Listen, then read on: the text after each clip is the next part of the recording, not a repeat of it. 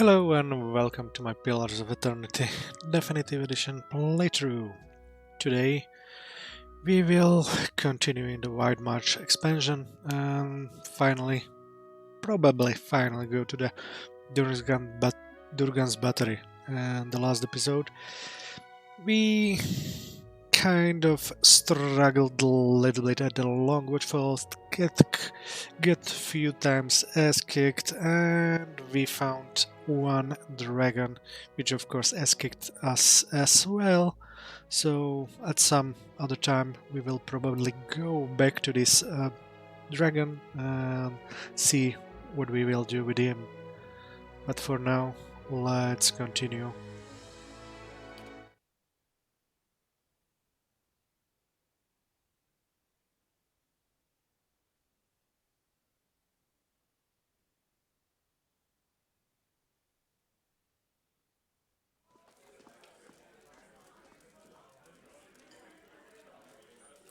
So we are back at the Stalwart Inn and we have taken a nap. And this is our party. 11th level. Cypher, Eder, Durance, Zahua, Manea, and Devil of Karok. We finished a quest, his personal quest, in the last episode, but so probably sooner or later we might exchange him for another character. But for now, we'll be having a little bit fun with him. For now.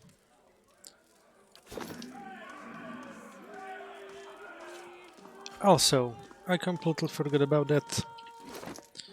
We found a cursed weapon and we need to decipher this poem. And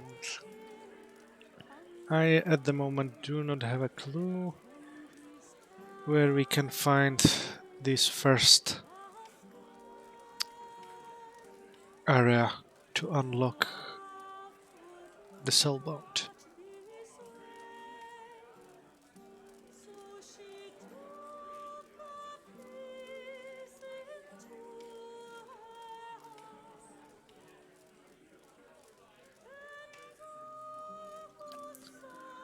The only thing which goes to my mind is Silant Lees, or the place where we have awakened.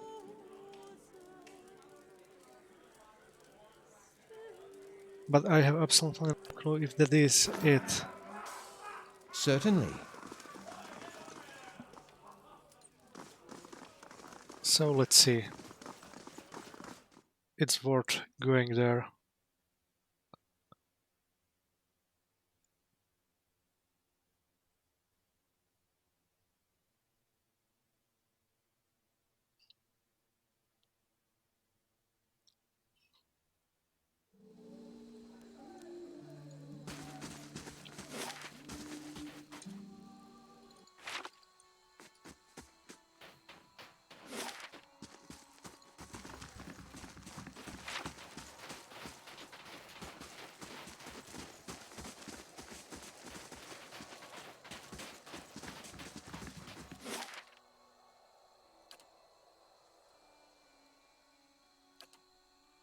Let's see if that's it or not.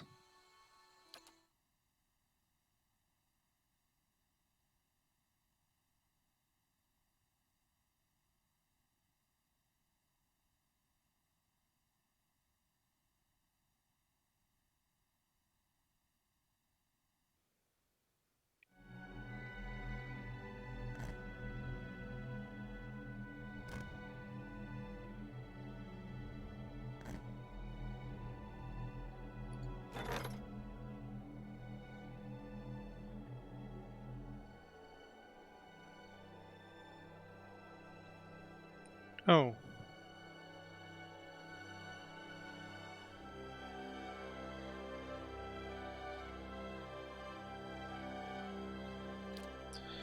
Odaina Firgest, the hero of the Saints' War, has arrived at the stronghold. She asked for an audience. And I think the supplicant needs to be escorted, and I'll use my barbarian.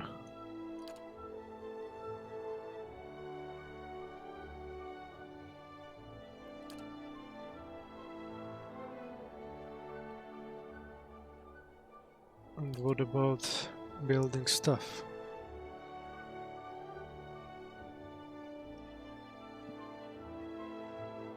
Well,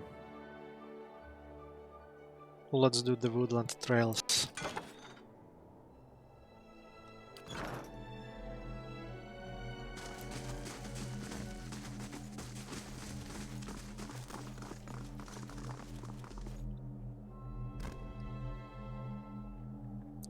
That was not here the last time when I was here.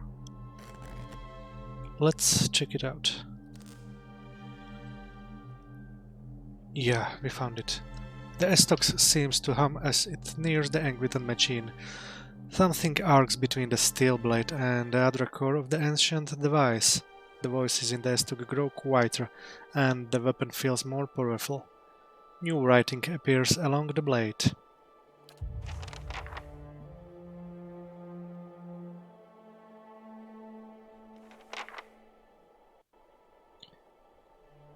Find the sun-kissed hillocks where the dead folk sleep. Rest beside their wasting flesh, inspect what dreams you reap.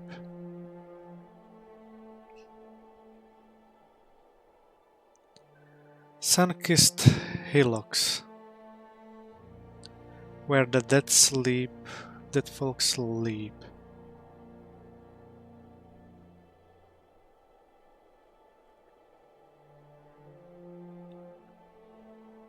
Sun-kissed hillocks.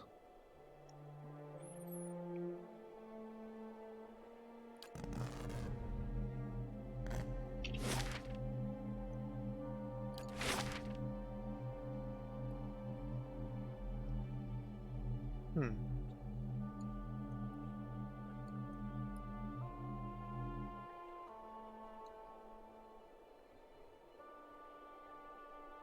There are only two places where dead people are, and it's Heritage Hill and Esternwood.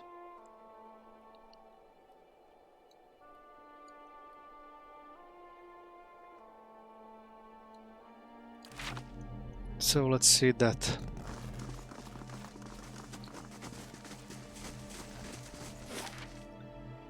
Esternwood is first, it's closer. So let's see if we can find it or not.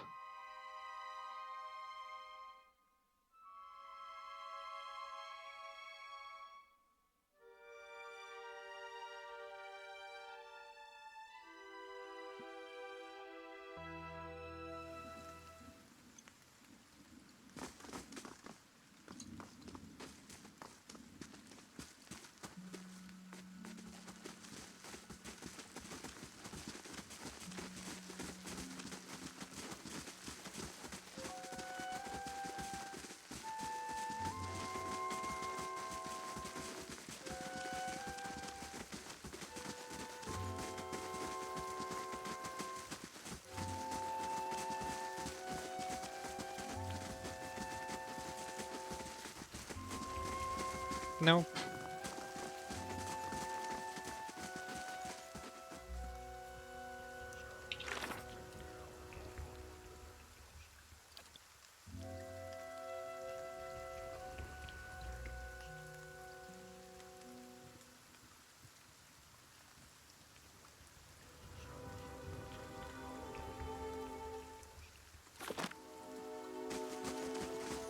I really only Heritage Hill might give me a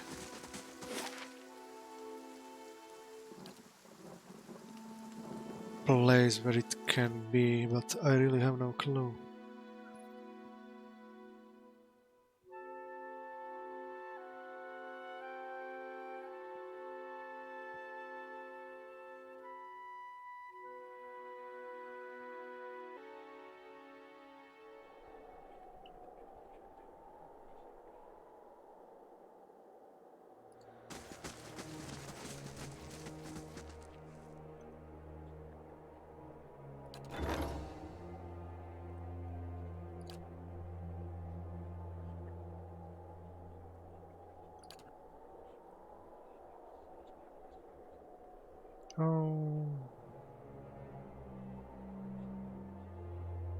Okay, there was only one day there.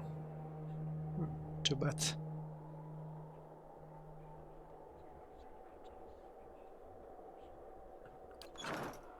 How much time we do have? 4 days.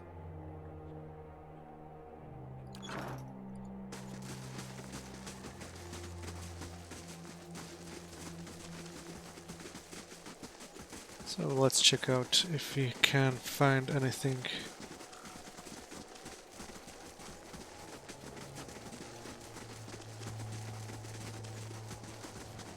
similar to the inscriptions of the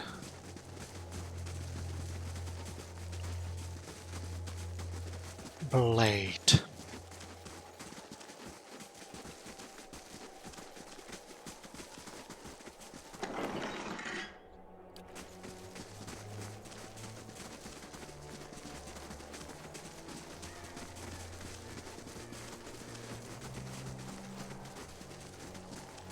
Nothing here.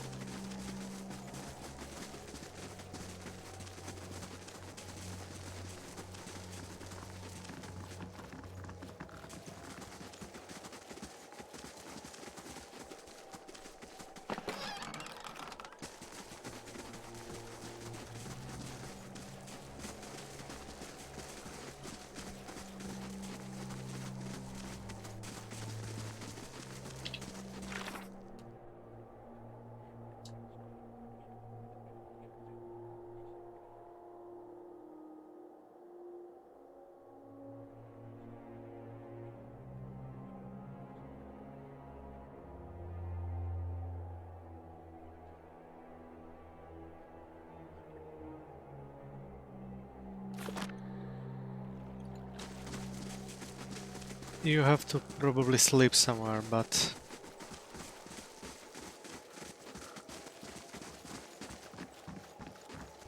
is it here or back at the place where I was before?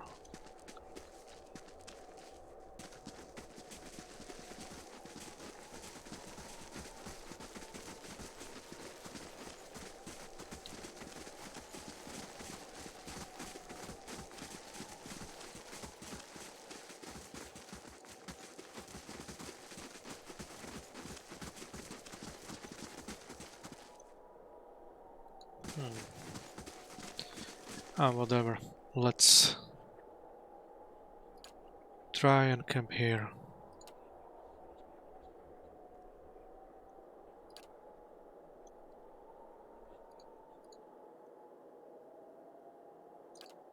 We'll see if it helps or not.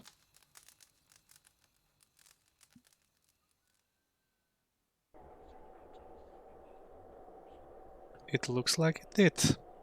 The loamy soil squishes underfoot, and something invisible seems to rise from it. You detect essence, faint and barely perceptible, drifting up from the graveyard. The grey sleeper seems to feed on it, and the strange voices grow quieter still. Another verse gleams in the still.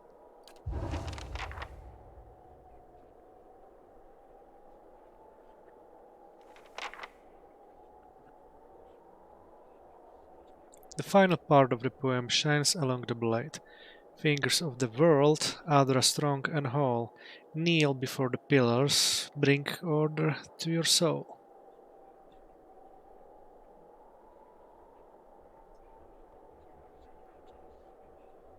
Fingers of the world, Adra strong and whole.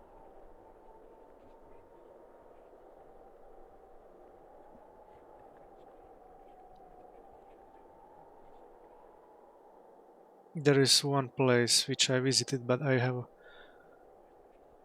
I'm not sure if that's the place.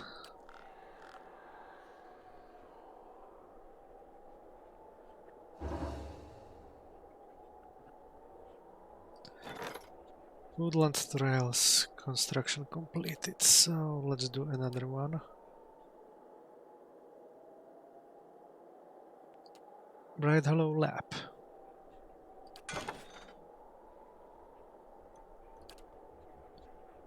Three more days. Let's pick up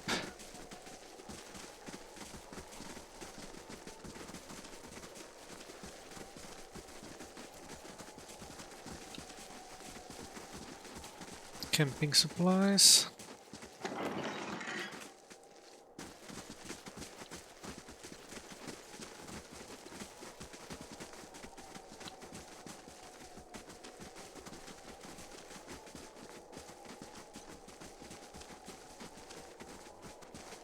And let's travel to the one place which might be,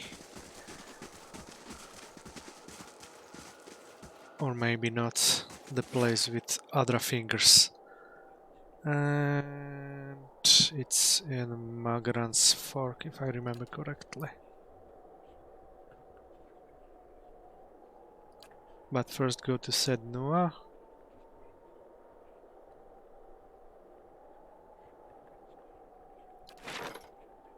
How long is the guide still there? 3 days, 20 hours, so let's try go to Magran's Fork first.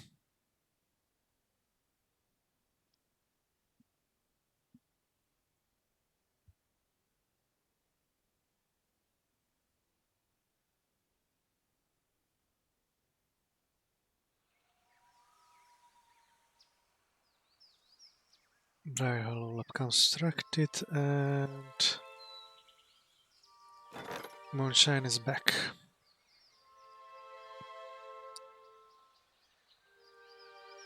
And Bright Hollow Courtyard. That's the last thing in my stronghold to build. And let's see if these other pillars are the pillars which are spoken in the verse.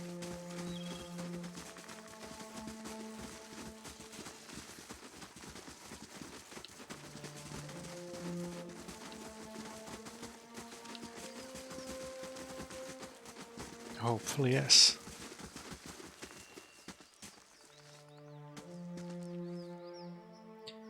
A deep and mighty power emanates from the other pillars. It resonates in the Grey Sleeper. Kneel. As you kneel, the voices in the Grey Sleeper reach a low, peaceful harmony. A final surge of energy fills the blade, and the voices fall silent. You feel the curse snap like a rotten cord.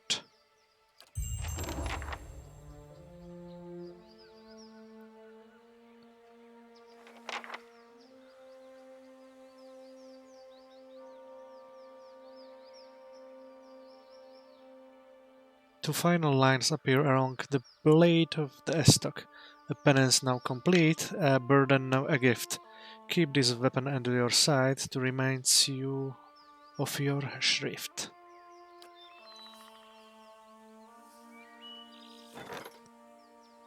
At the edge of all known things. The famous and wealthy Ruatai scholar Amaya has been compiling a massive codex of Eura varied legends over her long life, pulling from Amawa sources as well as from Edir, Old Valia, the Ishamital Plains, and Nasitak. The work is truly gargantuan, spanning thousands of pages. While she has had scribes busy for the last 2 decades copying her current body of work, a few folks' tales have remained out of her reach. She has attempted to contact the elder Glamfeller of the White Dead Wens to arrange a special meeting with the Edir in Skitrua and sit among the most revered trio of Eir Glenfath. In all attempts, she has been unsuccessful due to various threats that stands in her way. These last subjects will be final chapters of her life's work, and she is seeking experienced adventure to assist her.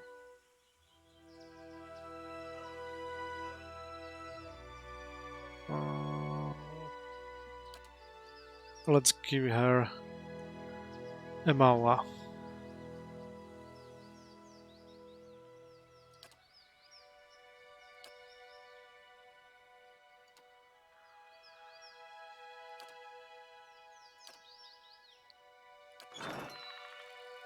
And let's check the quest. I removed the curse from Grey Sleeper.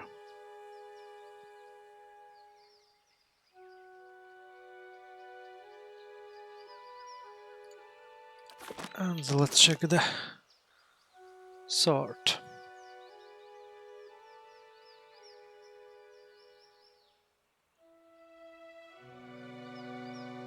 Grants slow spirits.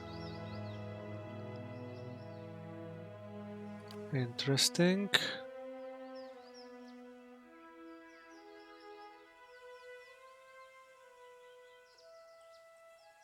And only Maneha can use it.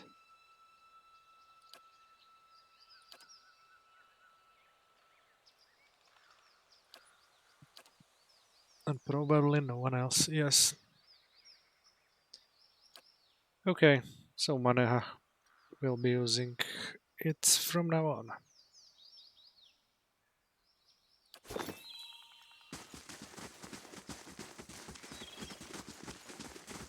And probably forever. Let's go back to Kednoa.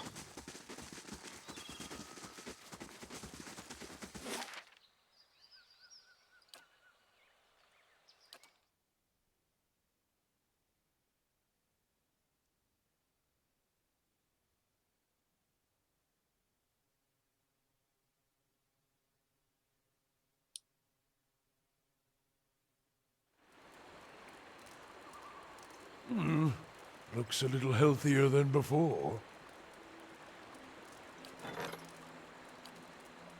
And Geda is here again. So let's do some auditions with petitioners.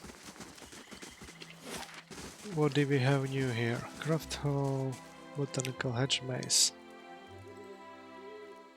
Chapel. I was not in the chapel yet.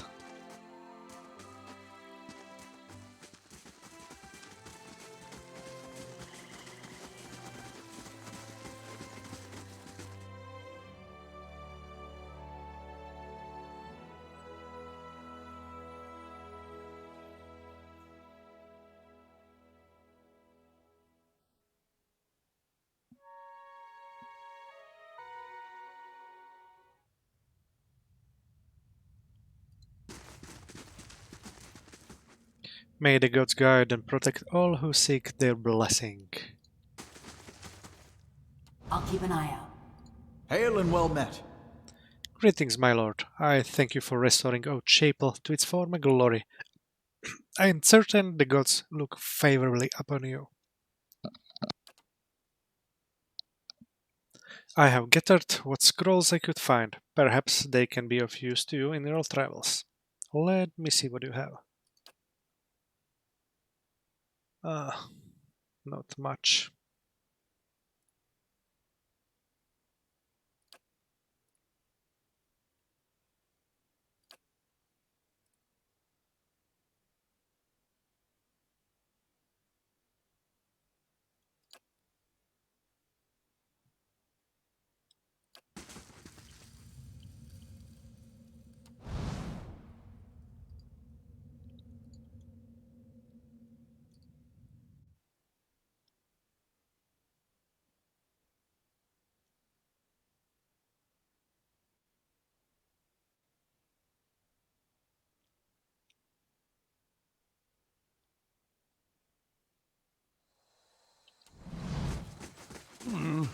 Looks a little healthier than before.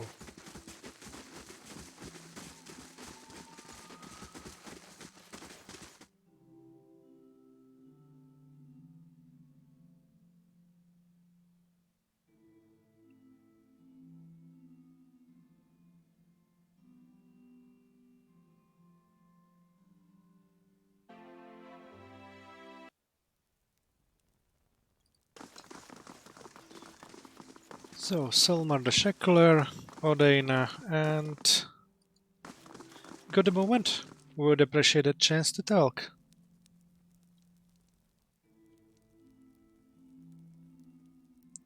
Where is the Gaida?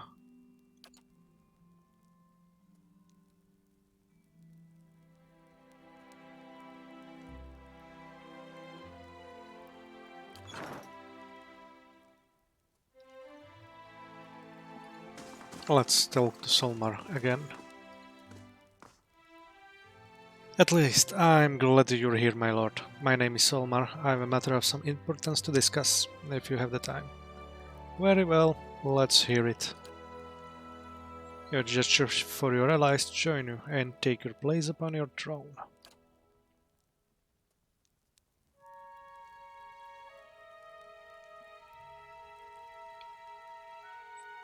I'll cut to the meat of it. I have a dozen Oran slaves in Port Girara.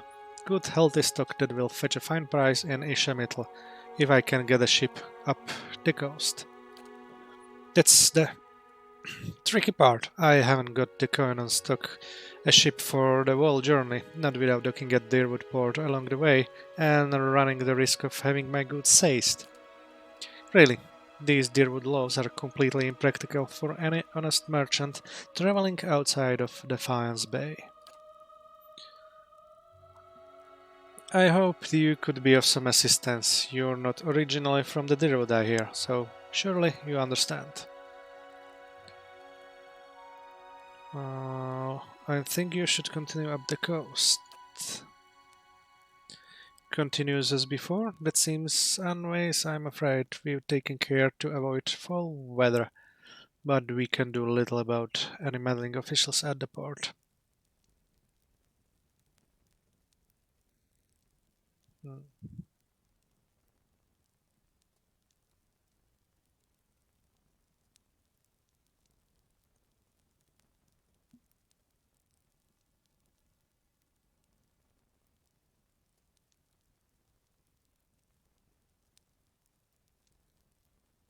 Hmm.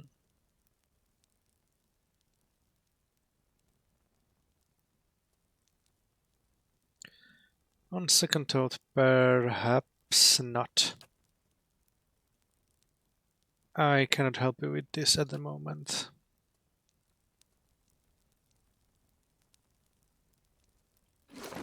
Let me see. What if I put Palagina and the party for a while? If you say so. And Sagani.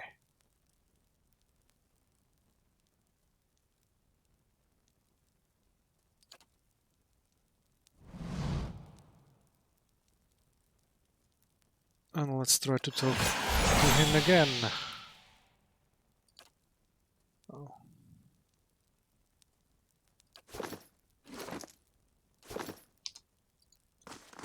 Let's see if we get more options or not. Let's hear it.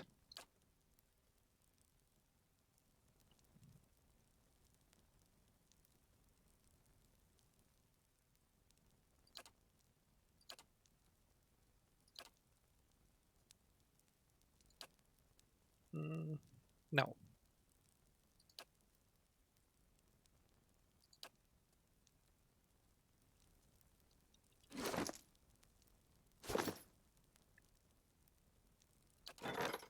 So let's take the original Gores. party and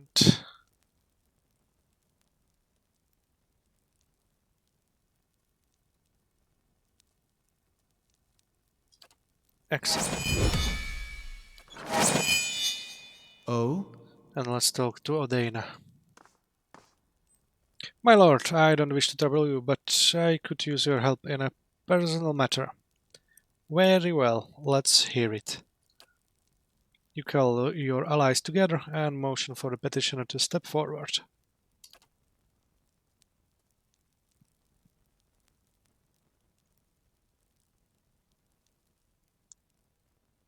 This is Harder to say than I thought it'd be.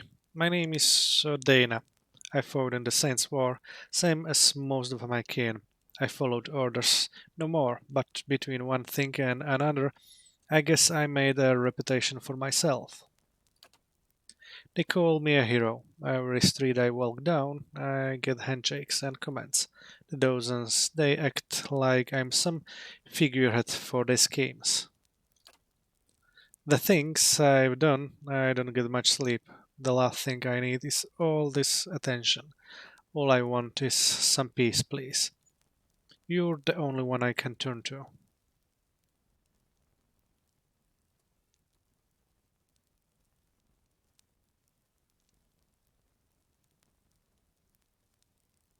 You shouldn't hide from your past.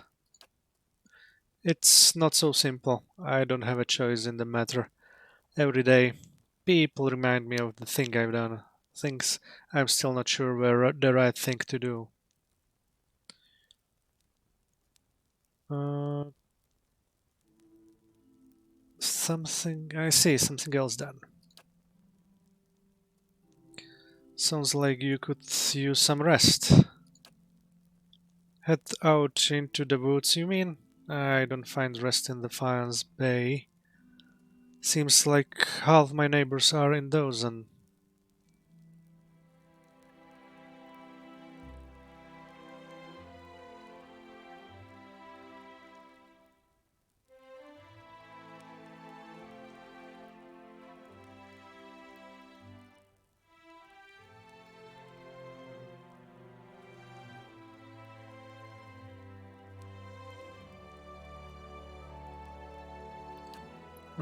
perhaps one of my companions here can help you?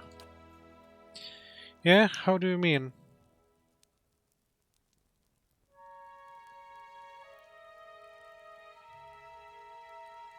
Eder's been through the war. I'm sure he has some advice. Can't say I've got much experience being overappreciated by people, but there might be some things we can talk about. Eder will be busy for 5 days. Yes, that I think this will help. Thank you, Lord Mamulian. You don't know what this means to me.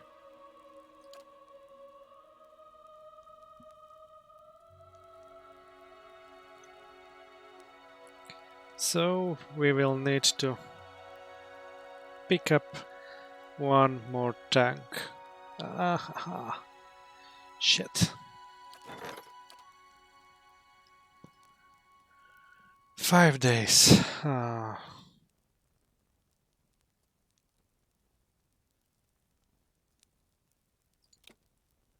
think the Palagina is the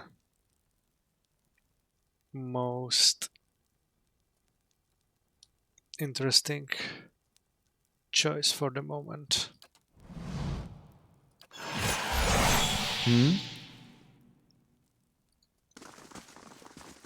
Let's see. Oh, it's Shock Mage. No.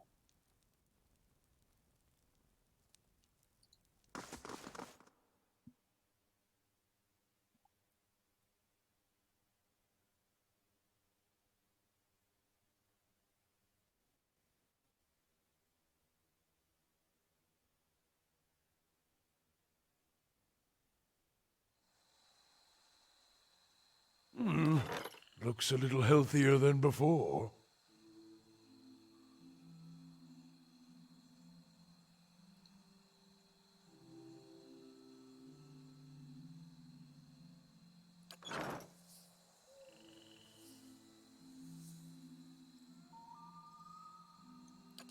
Yeah, gets a little bit complicated, but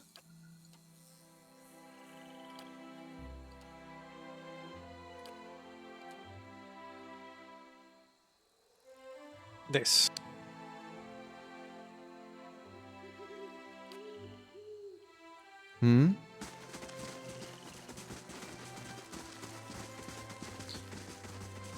And I think before moving to White March again,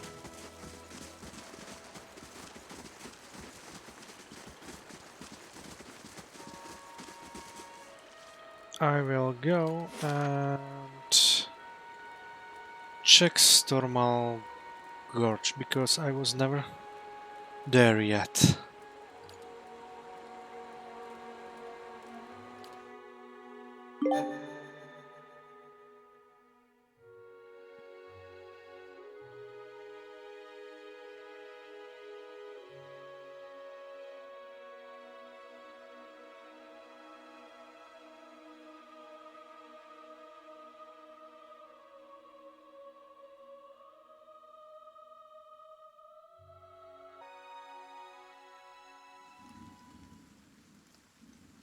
As you could see, we completed every single upgrade in the stronghold and we got achievement for that.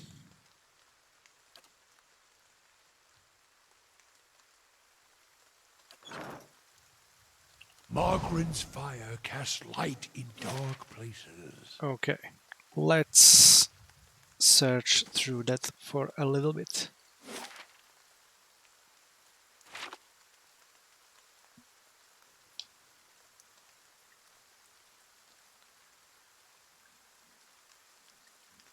Oh, mushrooms. Hmm?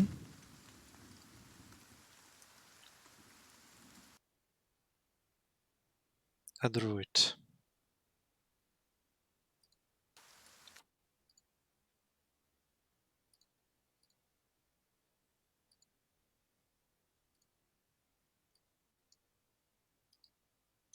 Yes?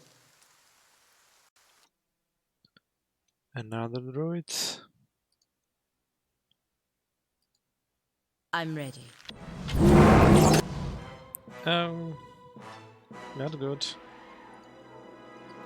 Let's stun him.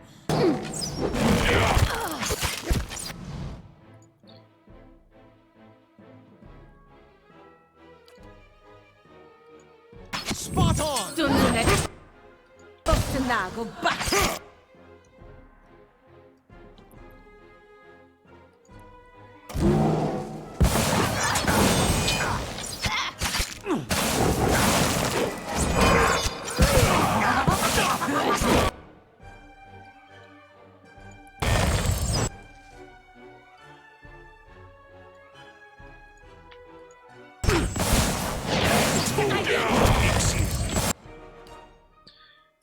Yeah, the lightning is not cool.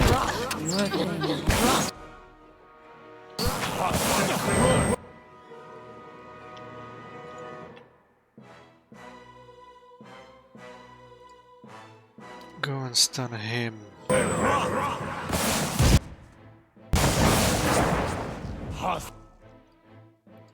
Everyone else kick him.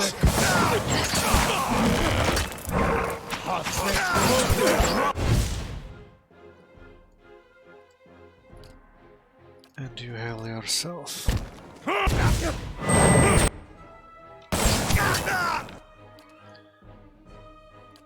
And heal yourself again.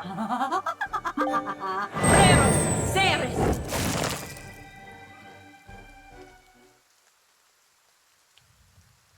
And looks like I have killed 1,500, 200 enemies. Just now. Fine, fine, fine, fine, fine, fine, fine. Oh.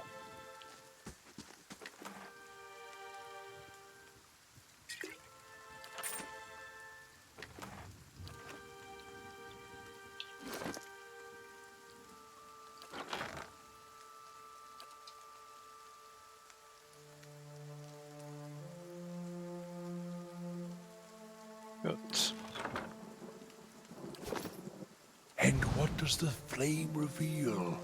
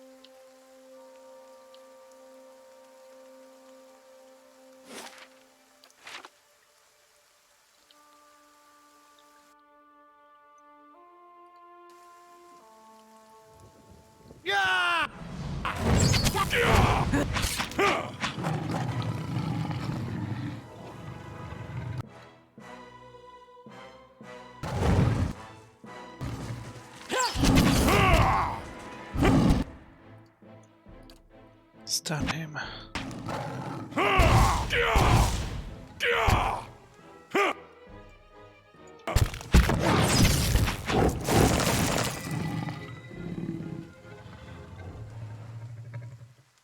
Tell me.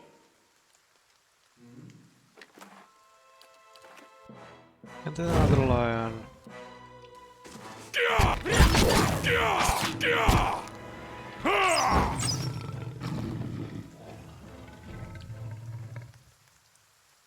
Oh,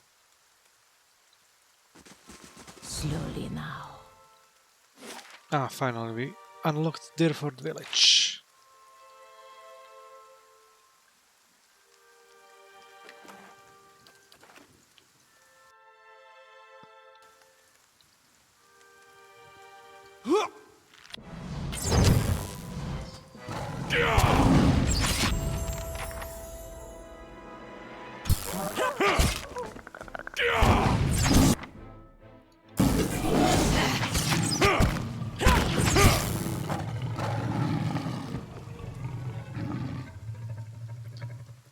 Oh, Palagina is level up. Good. I'm ready. Let's see. Level 11.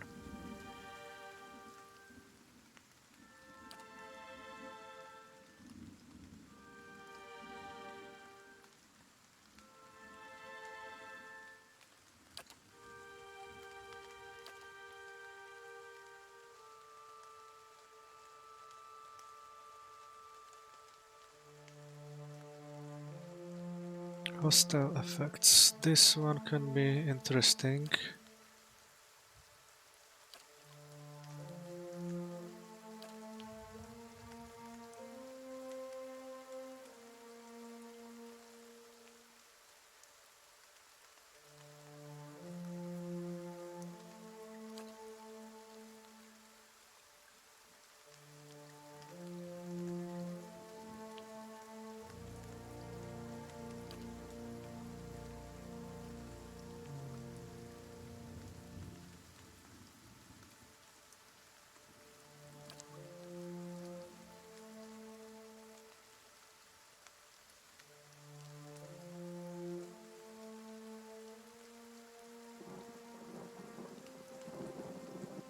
This one is very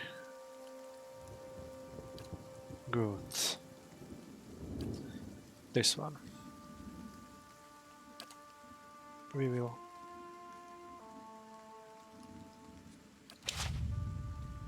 be very helpful, for sure.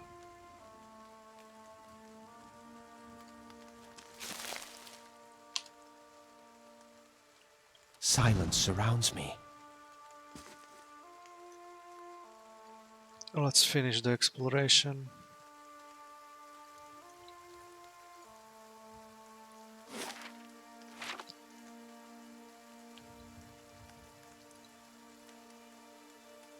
Nothing else here? Probably not. Let's go south then.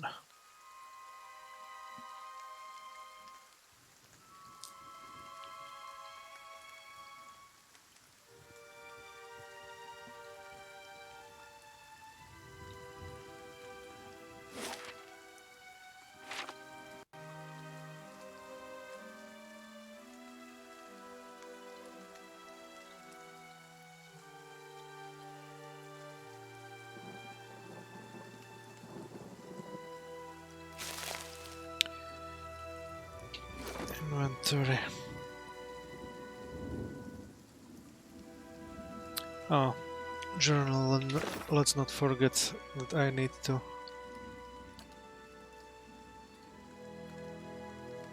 find the other arch in the woods.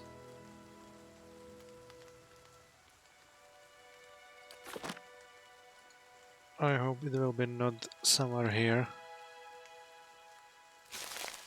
Or if it will be, we need to go back again.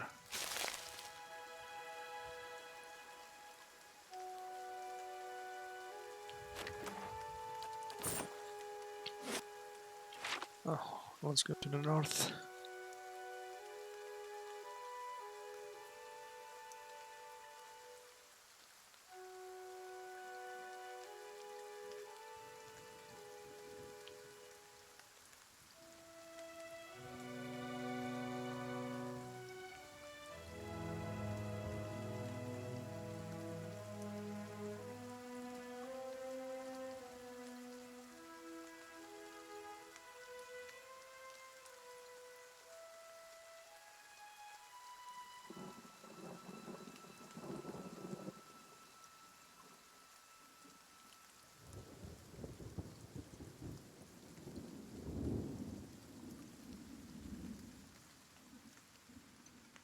Here are some arch.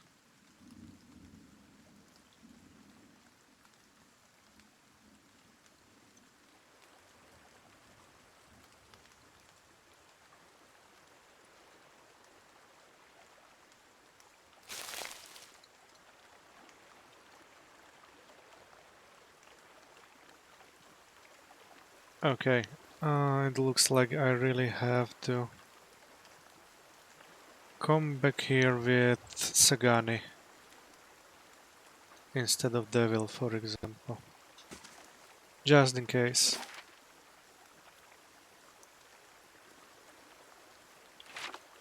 I have no clue if that's the right quest, but let's do that.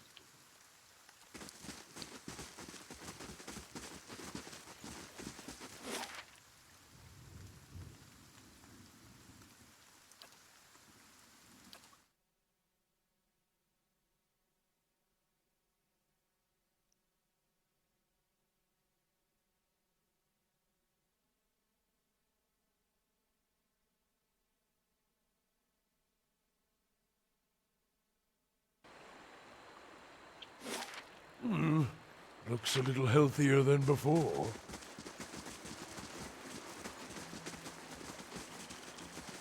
Let's exchange the party right now. If you say so.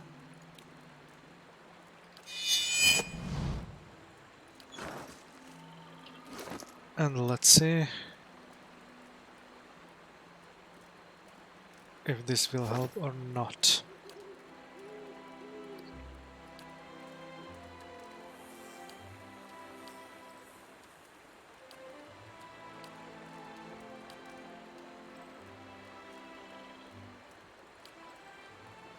Ready, Watcher. Oh? And back to Stonewall Gorge.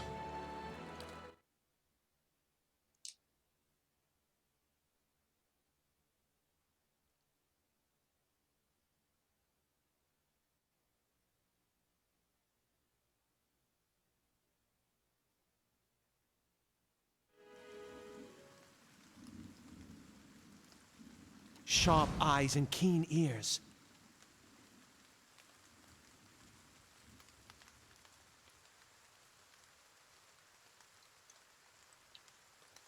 And let's see.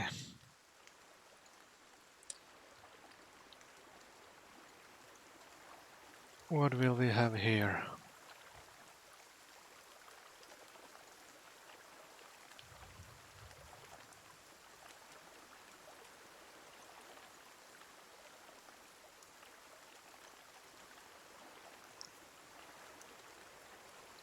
Larryman.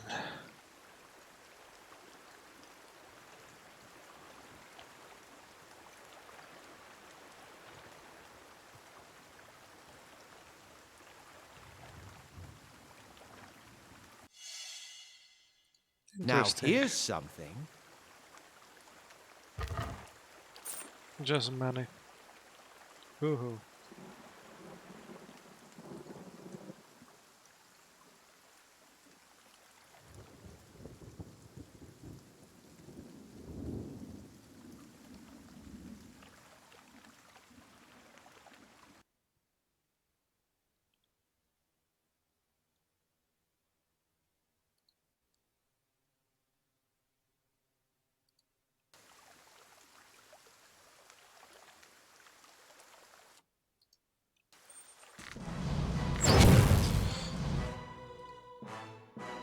You go stun him and you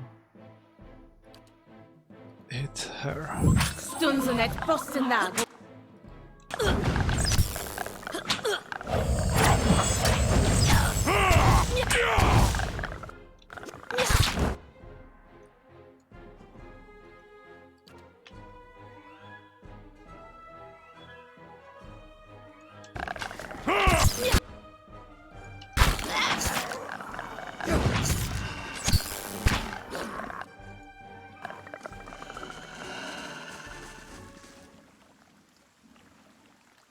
Hmm?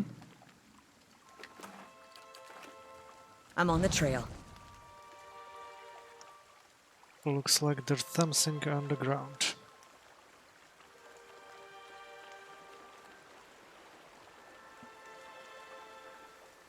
So let's check this.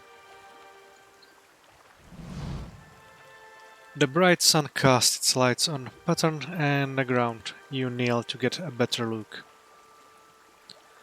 The stone here has been carved with a few simple shapes. A small circular indentation marks the center, and a much larger circle surrounds it. You see what appears to be writing above the two circles. Look at the circular indentation. The indentation is shallow and smooth. It looks like it was intended to hold something specific. Examine the outer circle.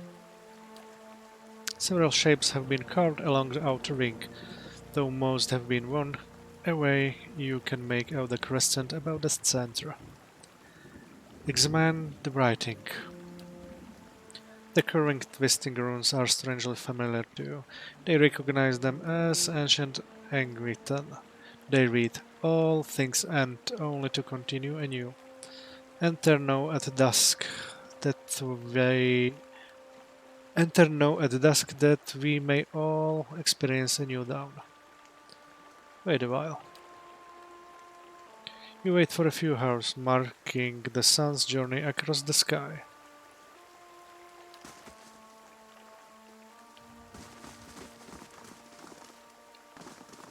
Be cautious. Be constant. Nothing.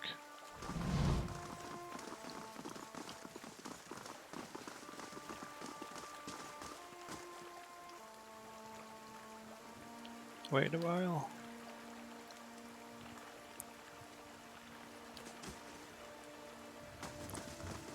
We will probably need something to stick into the sign, which we do not have. Not a sound. So Sagani was not the key to the ruins or to the arch or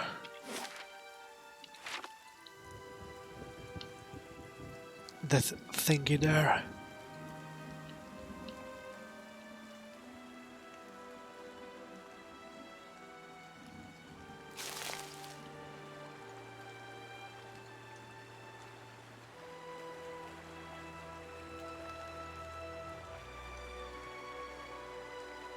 Oh. Here, obvious.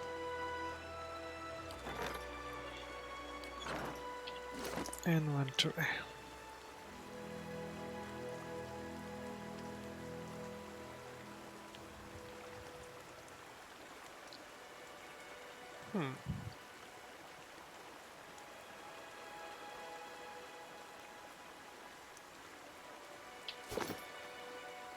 Let's exchange him for Manea.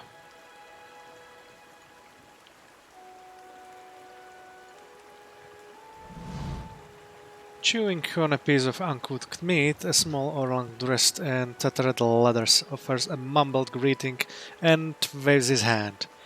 Despite his pleasant smile, the upper right portion of his face is in a sorry state. An eye patch switched with a stylized eyeball wraps around his head, and his ear is a mangled remand that twitched and spasms while the other ear perks up at your approach.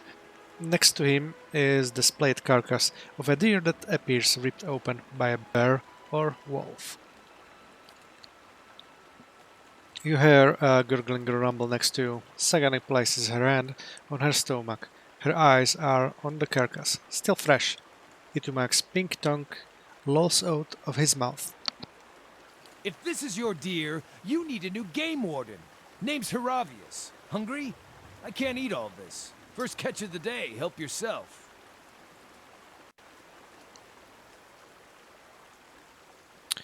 You might want to cook that first. And ruin the original texture? That's the best part! Just see for yourself. Turning his attention to the corpse, he plunges his hands into the deer's vivisected abdomen. Eat up!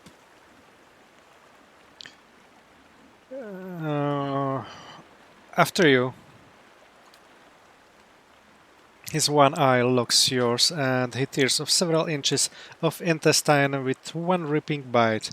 He slowly chews, his eyes squinting at you. So delicious. Now I know the deer had elderberries for its last meal. Are you sure you don't want to try some? What killed that deer? One ornery Stelgar. Though looking at the deer's insides, it had a malformed but delicious heart, and would have been dead within the year regardless. Gallowayne chose a fitting end for this fine animal. Pardon me, I shouldn't pray with my mouth full. What brings you here? Other than the delicious venison, new trees to document, new animals to sketch, new sights to be seen. I've learned as much as I can from the druids of my circle. I'd rather wander and learn than take root and stagnate. So if you're traveling to Deerwood and need another set of hands, I'd welcome the safety of a group.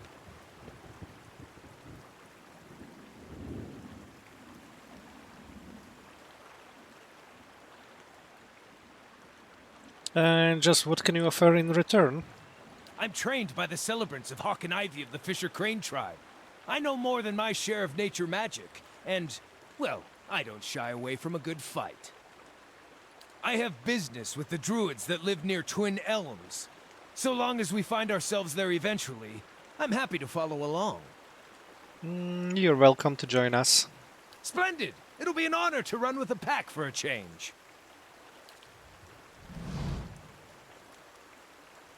Let's exchange him for Manaha for now.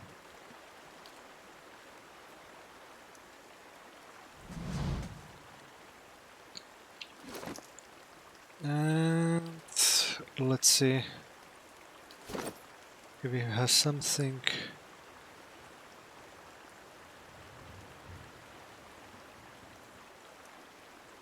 Weapon focus peasant. Quarterstaff. Splendid.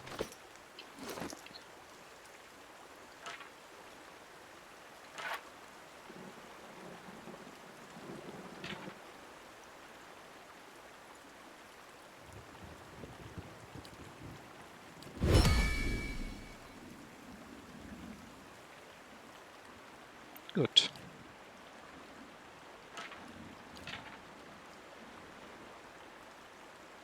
And now something to give him.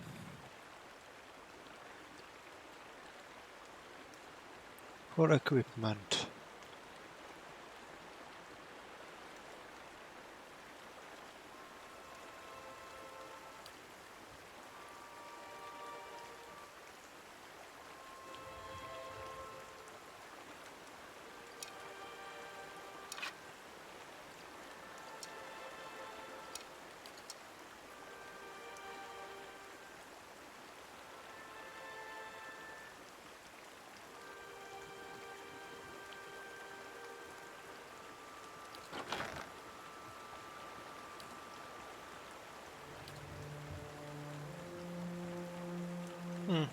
Looks I'm out of things for a next slot.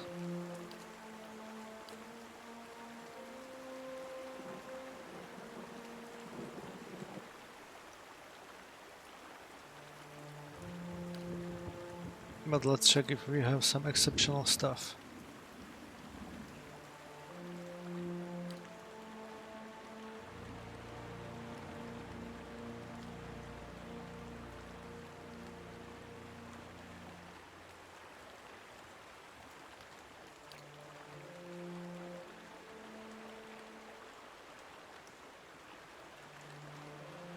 Exceptional hide armor.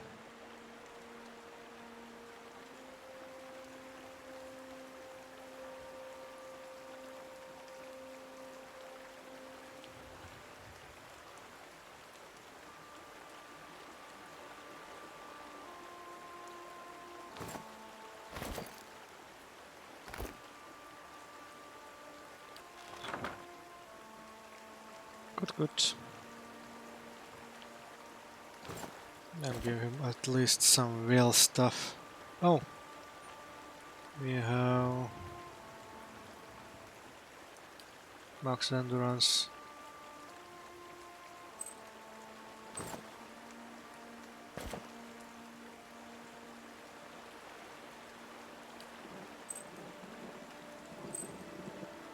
Let's use it that way.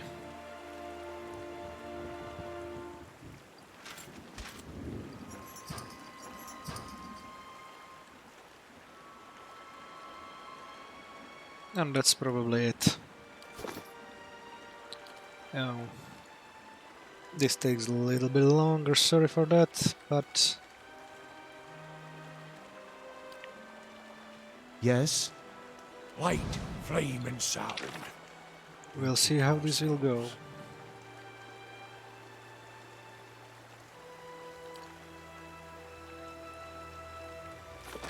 No new Certainly. quest for Hirawi as yet.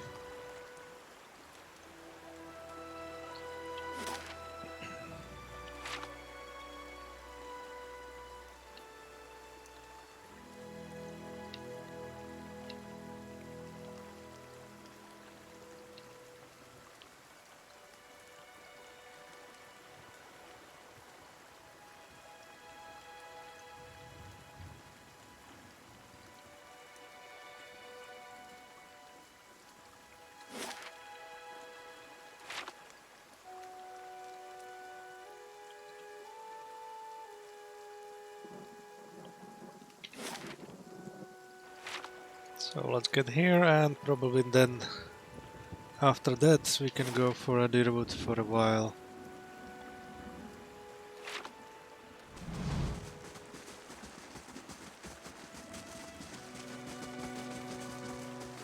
Margaren's fire casts light in dark places.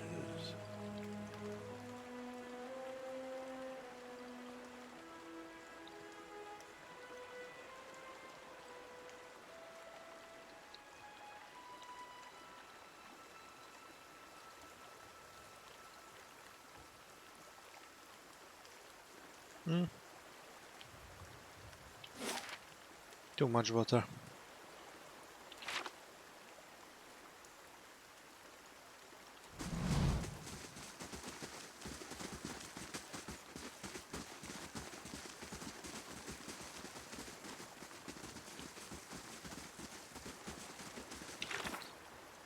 Let's see.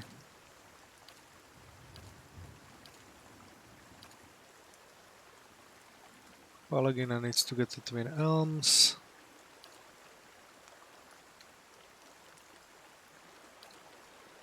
And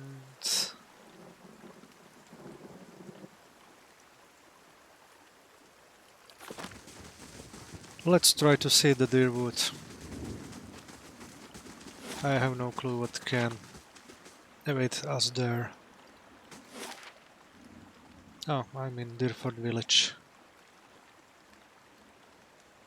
Let's see.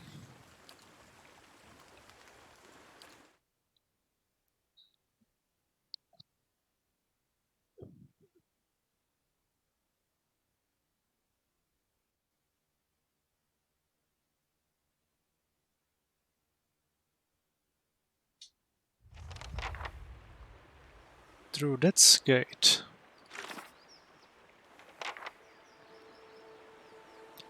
The Acolyte division showed me mysterious ruins somewhere outside of Dirford. I finally reached Dirford village. It's a sleepy little backwater, but there's got to be someone here who's familiar with the ruins. Oh, my hands do not look like that. Whoa. Quiet. So let's see what we can find here.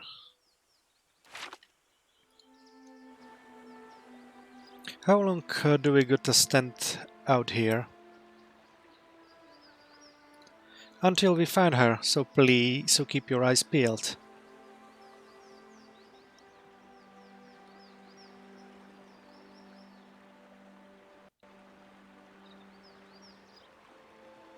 Oh, Madrat. Let's talk to her. An elf idles by the road, watching the village across the river. He nods as you approach, and the cold figure standing near him falls silent. Good day to you. Greetings, friend. A slow smile forms as he eyes you. I've heard of you. Word has it you've been busy in Defiance Bay. He draws closer. I'm busy too, and eager to finish my business and get back to the city.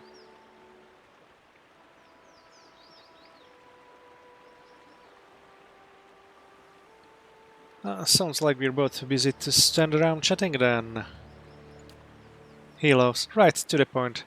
Just the kind of person I need to find her. Oh, haven't you heard? There's a murderer on the loose, said to have gone mad with the grief and strangled a dozen healthy children when her own was hollowborn. He nods at the figures with him. We've come all the way from Defiance Bay to bring her to justice.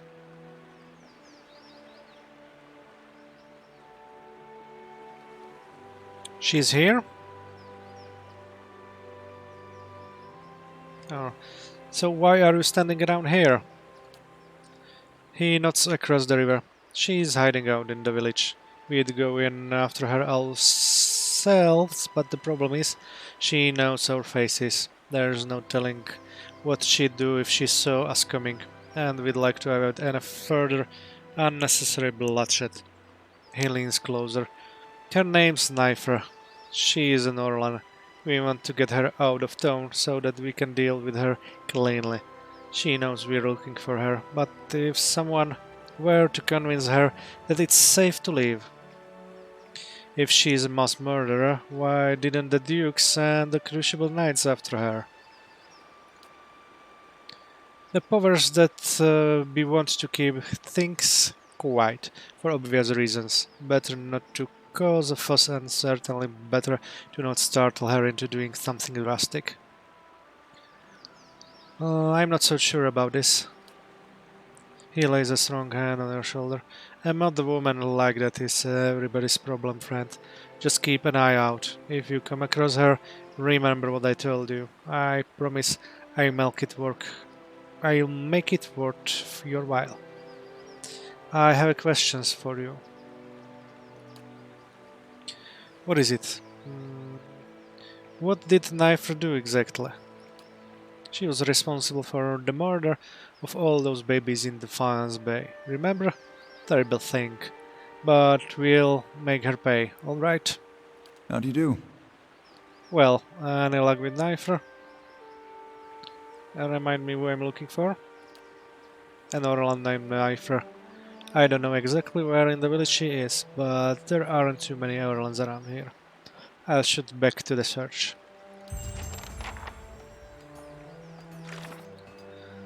A woman named Knifer is on the run and hiding out in Deerford.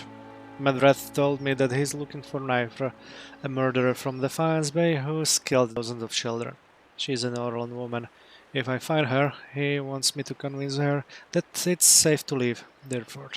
It seemed odd to me that someone like Madrath was sent after Knifer. He doesn't exactly look official. Be cautious. Be constant. Okay, let's check this a little bit around and then try to find Knifer.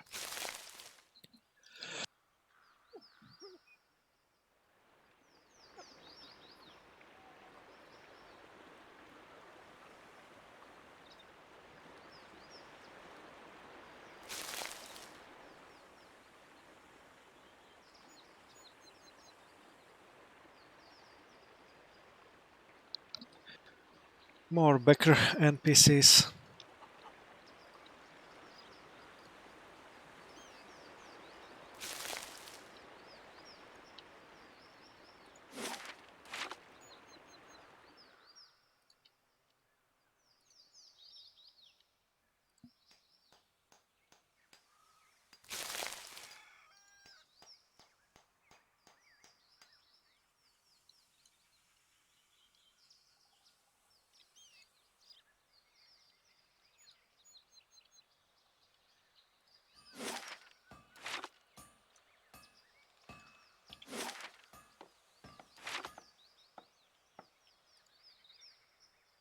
Let's check the church.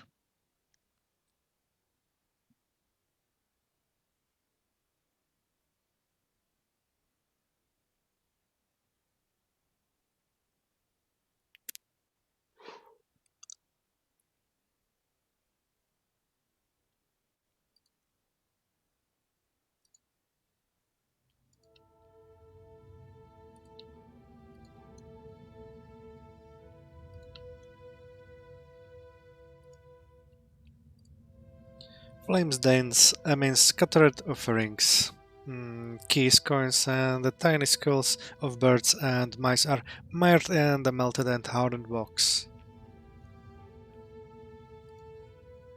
Talk to Birdmare. No one trusts me with anything more than lighting candles. Out with you! I already told you what. I'm sorry. I thought you were one of those ruffians. Looks like someone's beaten us here. How may I help you? He gives you something between a smile and wince. What happened to you? I never saw their faces. Strange hooded men asking about those ruins. Cleoban Relag. Most of the brigands who come through here asking about the ruins are looking for a few ancient trinkets. But these people knew the name, and they were in a hurry. They wanted to know where Cleoban Relag was. I tried to keep it from them, but I couldn't hold out forever. I don't know what they were up to, but it can't be good. Is there something else I can help you with? Can you tell me where to find the ruins? The Glanfathan tribe that guards the ruins will kill anyone who trespasses there. And they'll retaliate against us, too, if history is any indication. We've had too many fortune seekers stir up trouble of late. If I'm to tell you, I'll need to know your reason for wanting to go. He folds his arm and stares at you with one eye and skull. So, this is where I say go into the ruins and I'll kill you. And that's when you say, Hiravias, I'm a watcher and you're no match for all of us and we've got a reason for this. And then I give up trying to argue with you and leave you to dig your own trespasser's grave. And I'm only being half metaphoric. We sometimes make the Woodens dig your own grave before we kill you. When the kids hear about it's a fabulous deterrent.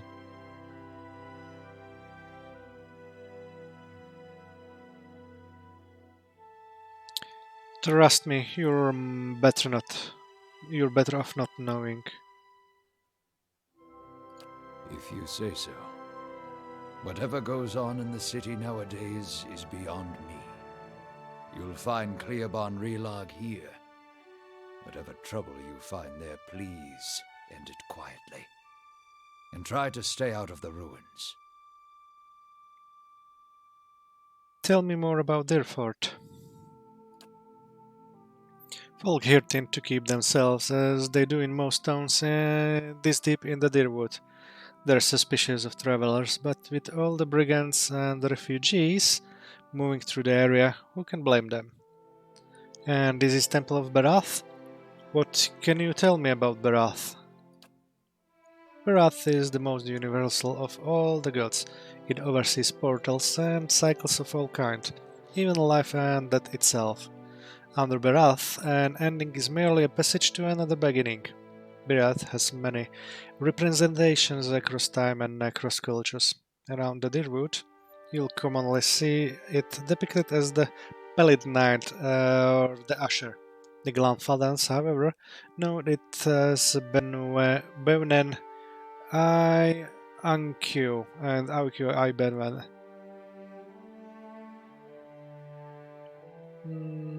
Tell me about the Pallid Knight.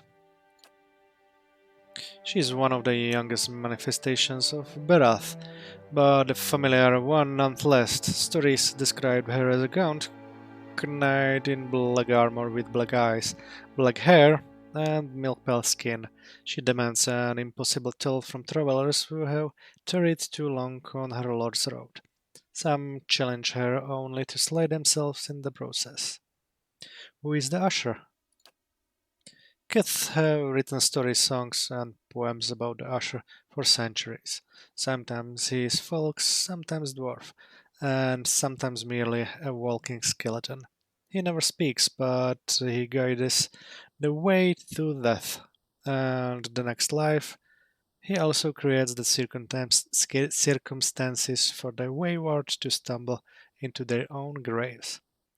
I've never heard of Benven Ankyo and Ankyo Ibenven. It means life in death and death in life, respectively. You see them as two skeletal figurines, one male and one female. Explorers have found them carved opposite one another in doorways, but I know of no particular legends that speak of them. Thanks for the information. Of course, Bernard was once more widely worshipped in this area, but it is a silent god. He smells sadly. These days, people find themselves in need of clearer answers. Farewell.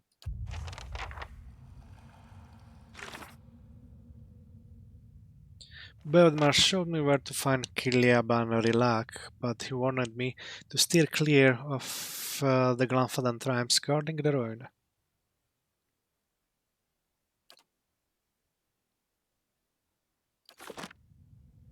So we find next place for Adair's quest.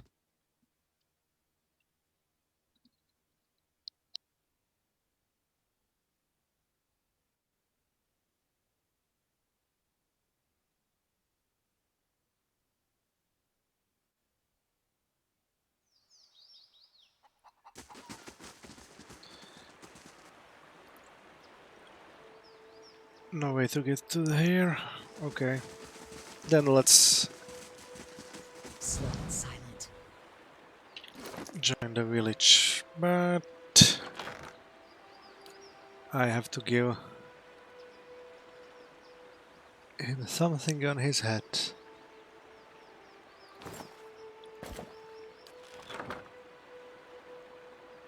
But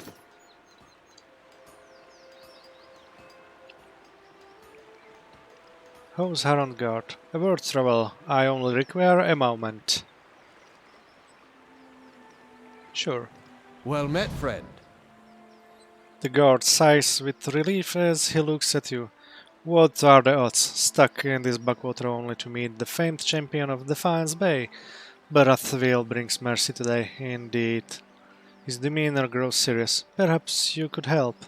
I don't suppose you saw a young elven noblewoman on the road. I'm stuck in this wretched place with the rest of my unit until we find her. Who is she?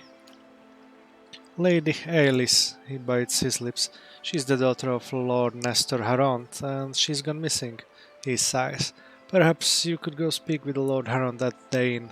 He'll be grateful for the assistance, and it could be the villagers will open up to you more than they have to us.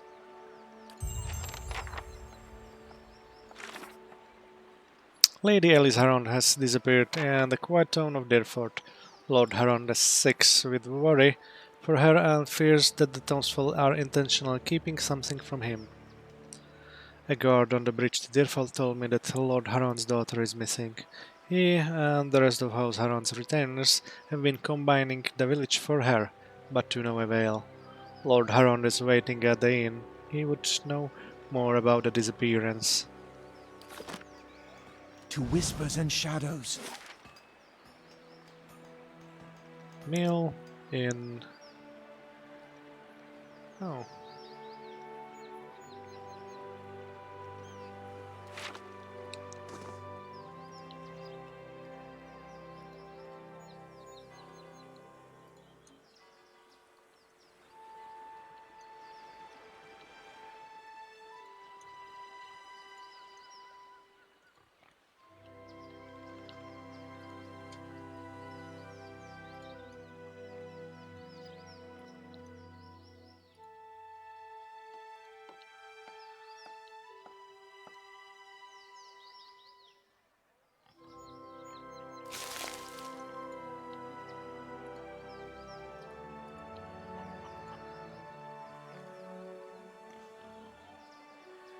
Have you been to Defiance Bay?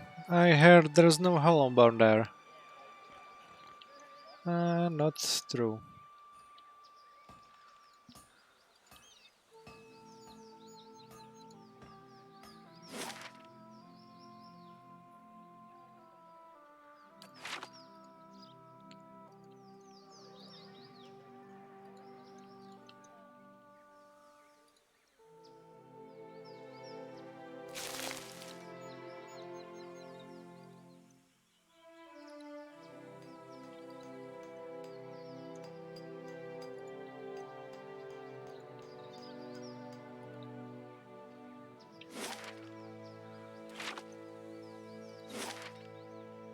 Deer Force Crossing.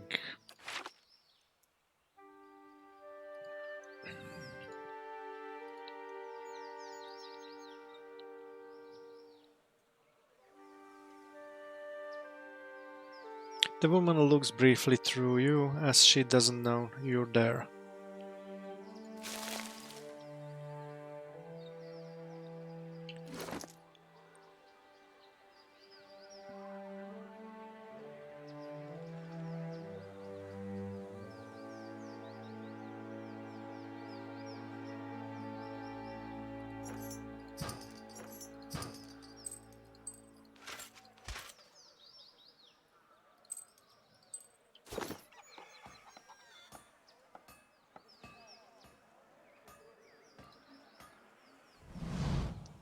This middle-aged peasant woman is dressed in a brown leather cloth, draped down to her knees.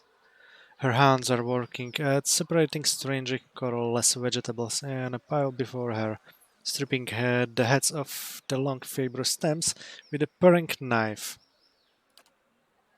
She discards the stems one by one, placing the heads of the vegetables into a small cradle-like basket in front of her.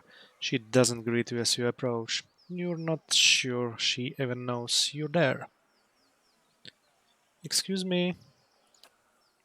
The woman doesn't respond. She keeps stripping the heads from the vegetable with a steady rhythm.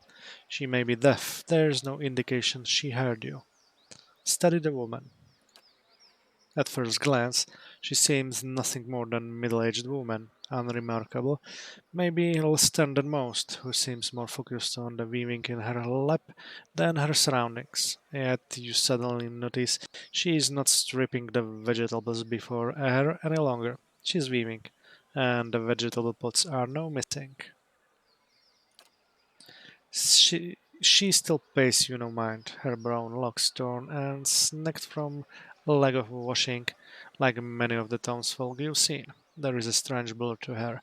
Even the motions of her hands seem to be playing with threads that lack color, in a shape that lacks interest. It may be that it may be that she is half-minded or deaf, but something feels wrong. As you watch her knitting takes on an odd cadence, and you have a terrible suspicion that something lurks beneath what your eyes are showing you. Focus on the woman. Her brown hair is long, almost impossible to the length of her hands. As you follow the streams of her locks downwards, the hairs become long and black, splitting off into threads of black and silver and wrapping around her hands. She is forming a silk girdle with the threads braiding a net in front of you, each finger long and sharp like a series of knitting needles, almost hypnotic. The silver and black strands of her hair weave together, with silver predominating as a highlight, the black shadowing it. And suddenly, you are calm. You are on a plateau, almost the height of a tower several stories high. The plateau is like a table lying beneath a clear sky, and beneath the plateau, surrounding it in all directions, a forest hazy with mist, although whether it is actual mist or distance or recollection. Resting in the curve of a natural arch above you is great copper bell, half again the size of a man, hanging at attention as if looking down on you and the event unfolding before you. The plateau has soaked in the sun, and the rock beneath you is rough and warm. The sky forms a cradle around you. You feel different, not disembodied, but you feel your body. Your physical contours have changed along with the surroundings. And you hear a soft series of chimes, like wind chimes. At the sound, the scene gains color and texture, as if the sound is beckoning you gently forth, filling your senses and thoughts, like mist rolling softly into a sealed chamber. And focus on the chimes. The chimes coaxes you deeper into the memory, and you're certain it is a memory, a warm one. You are on the stone of the plateau, your knees on the warm texture of the ground, silver, white, shimmering like Adra. The plateau is formed of it, glistening in the sun. You can feel the heat on your skin, your wrists, and your hands. Your hands are in motion, weaving, not thread, but gathering tenderly, moving along the first movements of Berad's wheel. Your hands are wet, your hands are upon the flesh of a newborn child, and you can feel the crowning of a tiny head, turning into your grip, its head slick, wet from the womb. The hands you are wearing, inhabiting, have done this many times, and they are practiced and confident. You can feel distant pains in your own head as the heads emerge a stream of fluid from the womb, helping the newborn slide forth, and the woman's labored breathing crying out. Focus on the child, the movement of your hands. As your hands move, you hear the sounds of chimes, clear, cutting through the haze of memory. You cannot see where they are coming from, but they are close, and they are meant as a comfort. Of that you are certain. Draw the child forth, and coaxed by your hands, every movement causing the chimes to sound again. Almost eagerly, the child comes forth, and as it does, your hands are in motion, weaving, weaving, moving along the length of a soft, wet robe. No, an umbilical cord from the legs of the naked woman before you. You are holding a small child, still wet from the womb before you. The child cries out, its cry full of life, full of soul, the ringing of chimes echoing in its thought, filling it with its welcome. The soul is blurred at the edges, as if you are viewing a soul from within a soul, but it is there, it is alive. The woman before you is weeping, and at her first cry, her hands reach out for it. Surrendered child. You surrender the child to her, something you have done many times before, and as your hands move, the chimes echo the movement, and you realize the chimes are hanging from cords on your wrists, and where once they echoed in the memory, they are now echoing in the child's mind as well. The chimes are intended to welcome the child, to be its first gentle greeting into the world, a soothing sound guided by the tender motions of your wrists. You are helping to view its thoughts, its perceptions, and the experience. The experience. The woman laughs with a ragged joy, laughing from a parched throat. Her emotions seem soothed, but the physical demands of labor have left her exhausted. But the child is here, the child is safe, and all atop the plateau is peaceful, calm, distant, flattening out as the memory persists. Slowly pull back, retreat from your memory. With effort, the sand bleeds of color, and your mind becomes your own again. There is no pull, no anchor, yet the sound of the chimes remain. As they existed in the memory, they sound here as well, and they are hanging from woven braids on the wrists of the woman before you. Even as your head is spinning from the touch of her mind, the sound of the chimes on her wrists is sharp and clear, as if coaxing you back to the real world. The woman still sits before you, but she is nothing like what you first saw. She is wearing black shredded garments that drape over her from like streamers. Her hair is streaks of black and run through with silver. Her age is almost impossible to tell. She simply feels old and the crumbled watchtower. As she lifts her head to face you, you see that her hair is draped across the front of her face, like a veil. What you first saw of her was a mental glamour of some sort, unconscious, and you realize that you see it not what the world sees, and you are perhaps the first to see her true self. Still, you don't sense a threat in the realization. If anything, you feel a sense of relief from the figure. You can hear her thoughts, and she is glad to at least be seen.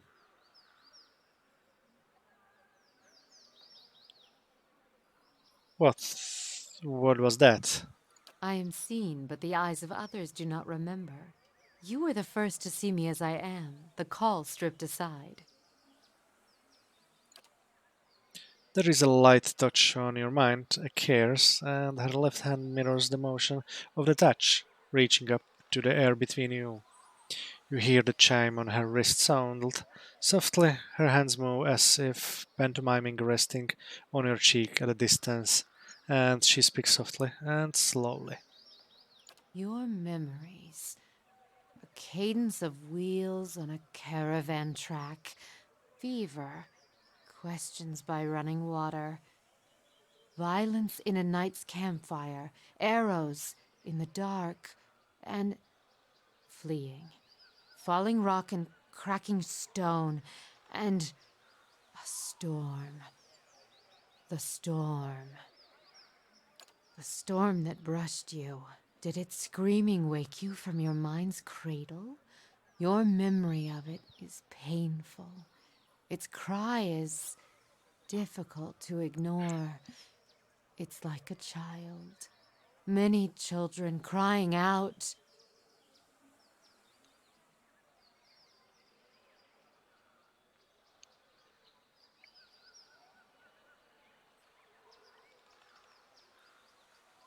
I encountered a bivouac, yes, and it did something to me. Her hand withdraws shyly, the chime sounding softly once again. The woman stands uncertainly, as if she had been sitting for some time, or is too weak to bear her own weight. You notice her cheekbones are tight, her face gaunt, yet while her stance is weak, she seems determined to stand before you. You are able to see me. It is almost a question. You suddenly realize she doesn't seem to know what you saw when you looked at her. The image on the plateau. Yet the image was so clear, so sharp, you're surprised she didn't feel you there. To see me is a rare gift. A watcher's gift. It felt like a pathway between our minds, but strange, gentle. So many questions, thoughts whirling like storm winds. That storm still roars through you, deep beneath your thoughts, yet muted and secret, like an underground river. I cannot tell if it is carving new channels or eroding what keeps your true strength buried. The fact that you could hear it at all, survive it, is something few have ever done. Your power will grow stronger with each soul you touch, as it allowed you to reach out to mine. There is a silence, and although it seems to last for but a heartbeat, in your thoughts it stretches out between the two of you, like a pool between your minds. You blink, take a breath, and then you realize she wants to ask you a question, yet can't form the words, as if assembling them is painful, or there simply are not enough pieces.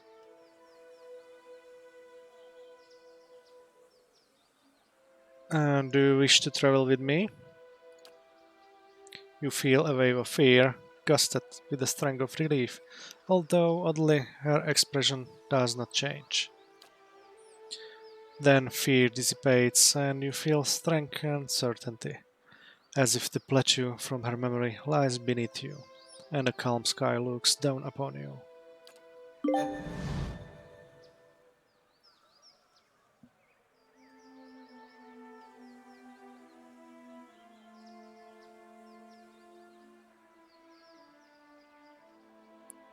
Very well. Let's use it this way. And as you have seen, an achievement for all the NPCs recruited in the game.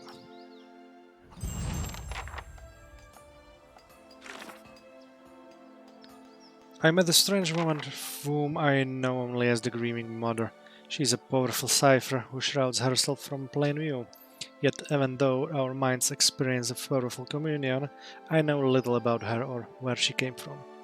When I first encountered the Grieving Mother on the road, I experienced a dream, or was it a memory of childbirth? Perhaps the Grieving Mother herself can explain what I saw. I'm ready. Anyway, let's check. Need something? Pallegina's eyes glimmer with a divine spark as she coolly embraces you. Need something? I was wondering about your order on the Brotherhood of the Five Suns. Pallegina nods softly. Back in the Republics we call it the Fremars Mes Kansualier. The Five Sons are the Dukes Bell, the great dukes who rule over the most powerful republics: Spirento, Ancenze, Celona, Ozia, and Revua. The Duke's bells keep the republics moving forward, keep us at the forefront of trade and technology, keep us strong against our rivals. We, brothers, are sworn to aid and protect them for the good of the republics and their citizens. You say brothers, but my breastplate bulged in the wrong spot. She cracks a small grin. It may look like I may look like a woman and sound like a woman, but according to the Republic's laws, I'm not. What they call godlike people like me, we can never bear children, so we can't be real women.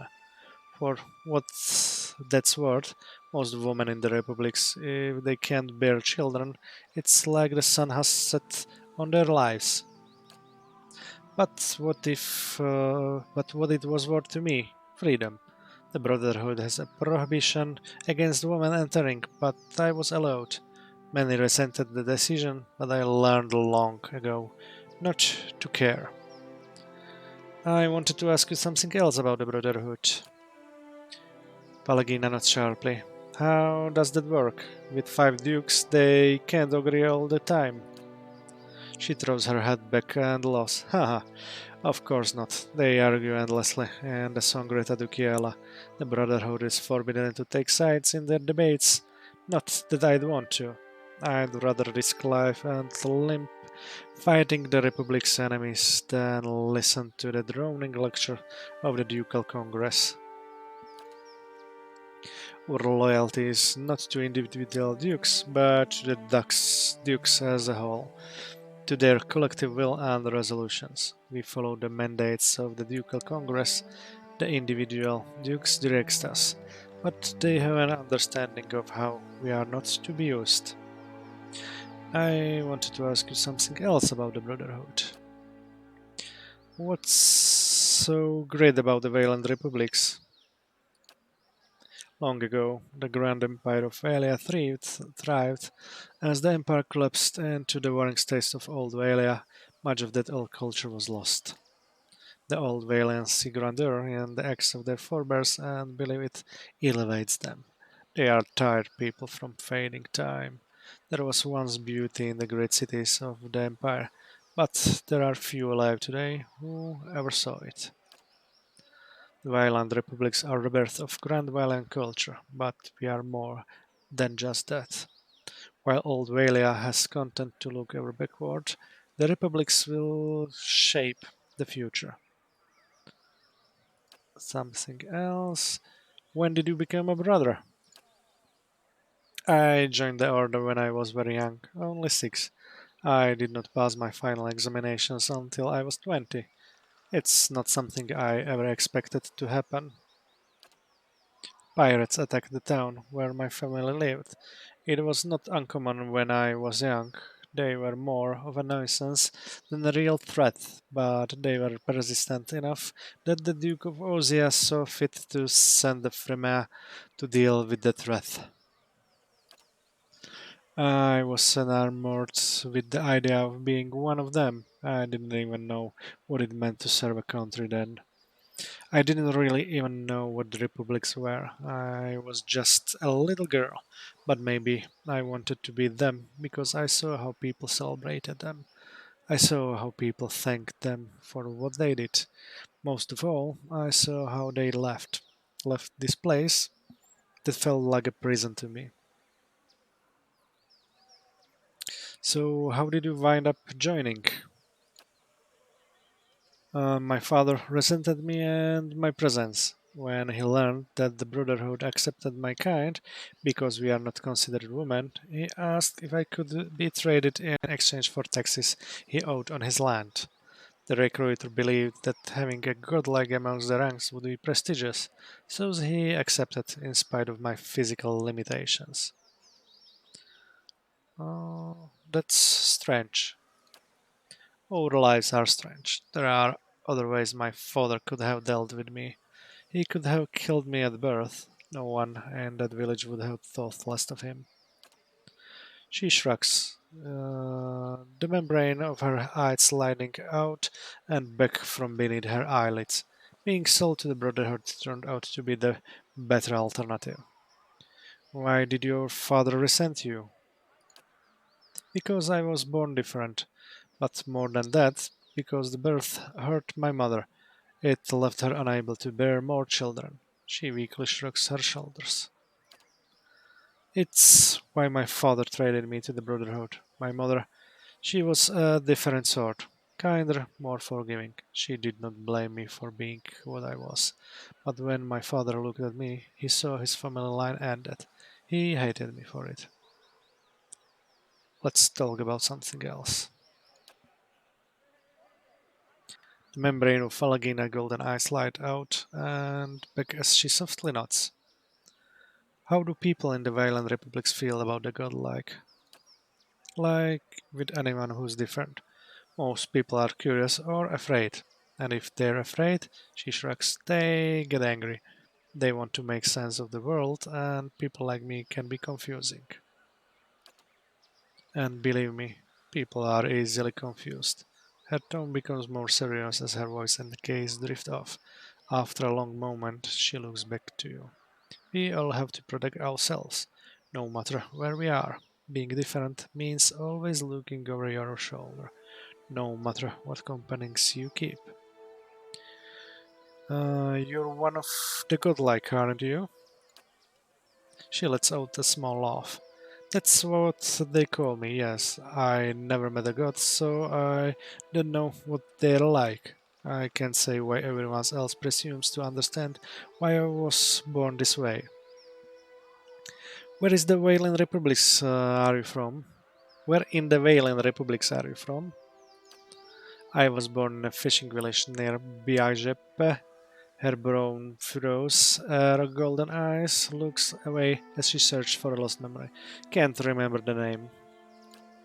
She waves her feathered hand dismissively. I was only there for a few years. My best memory was leaving the place. Like all the other brothers, I grew up under the Ozian bastions. It wasn't easy, but I prefer it to getting fish. Why are you concerned about animals in the Defiance Bay? People look at the Republic as a nation of traders. We do engage in much commercial trade through the Defiance Bay, but the greatest value we have found is not written on a ledger line.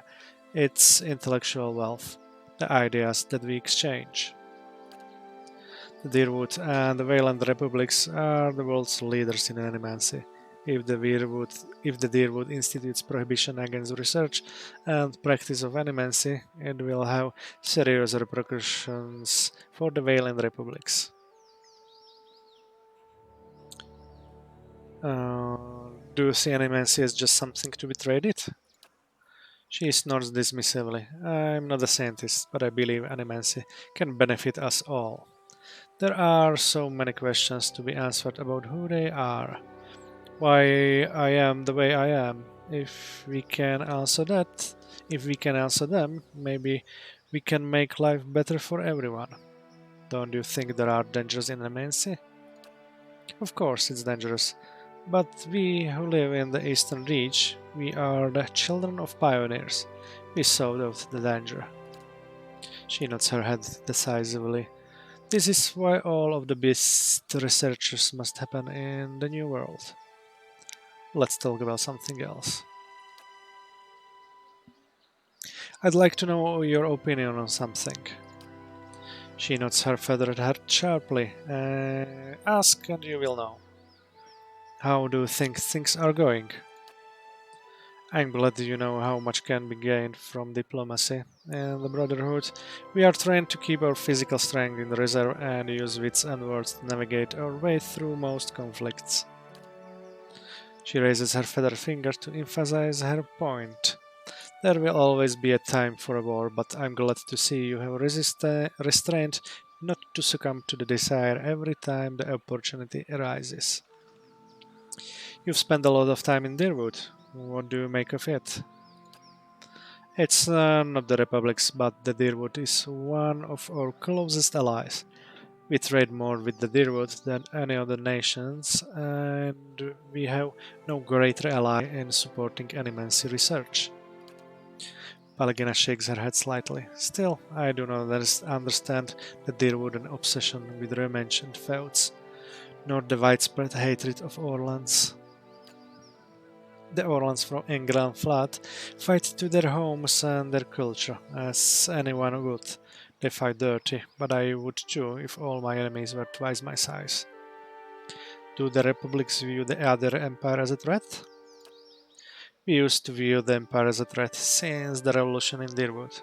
The republics have benefited from the shield that the Deerwood provides. It's another reason why I fear the fall of the Defiance Bay. If the Deerwood is weak, Adriel will surely test the Republic's dominance in the Eastern Reach. What do you know of Ruatai?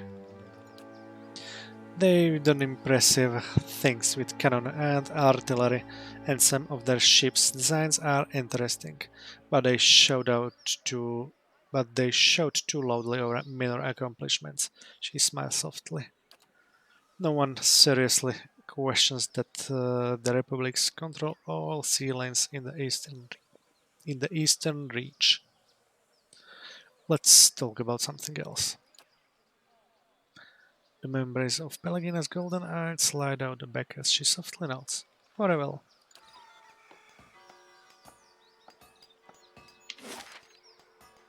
Okay, let's run around a little bit. Yes? Eyes open. Not many new faces these days. Most are eager to leave their fort.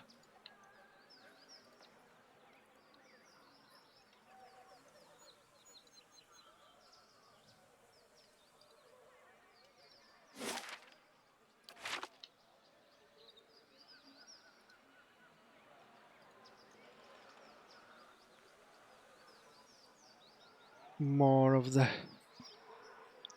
Baker NPCs, and I think this one hero is a guy from Obsidian Entertainment forums as well, but I'm not so sure about it. But we get one guy there with that name.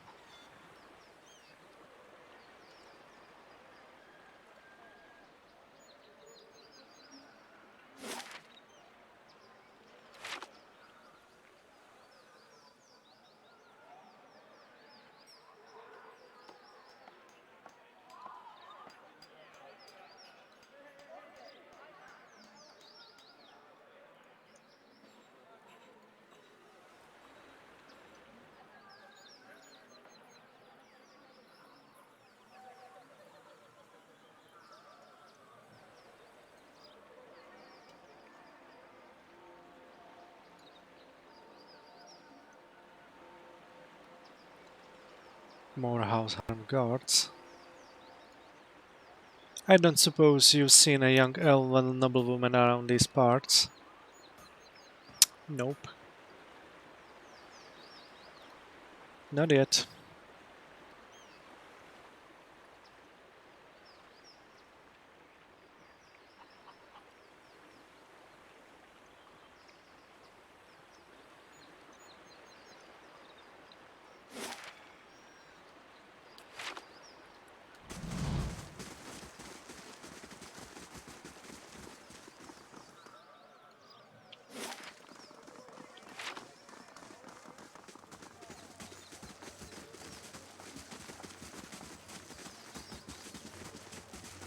Light, flame, and sound. We'll keep to ourselves. Of all the places for the girl to get lost, why did she have to do it here? Can you smell the oily notes of brain fat in the air? Cured leather always makes me so hungry.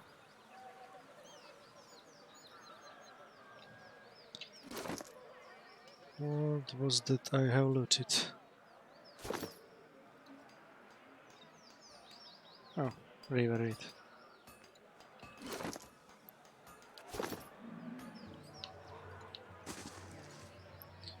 That lord will have bigger problems if his guards keep pushing us around. Turgis Colliery. Handinaz Apothecary.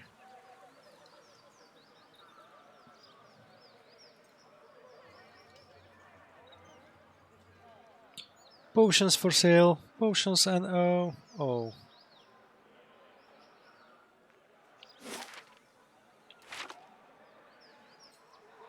Let's see. Good day to you. A young woman leans against a wagon.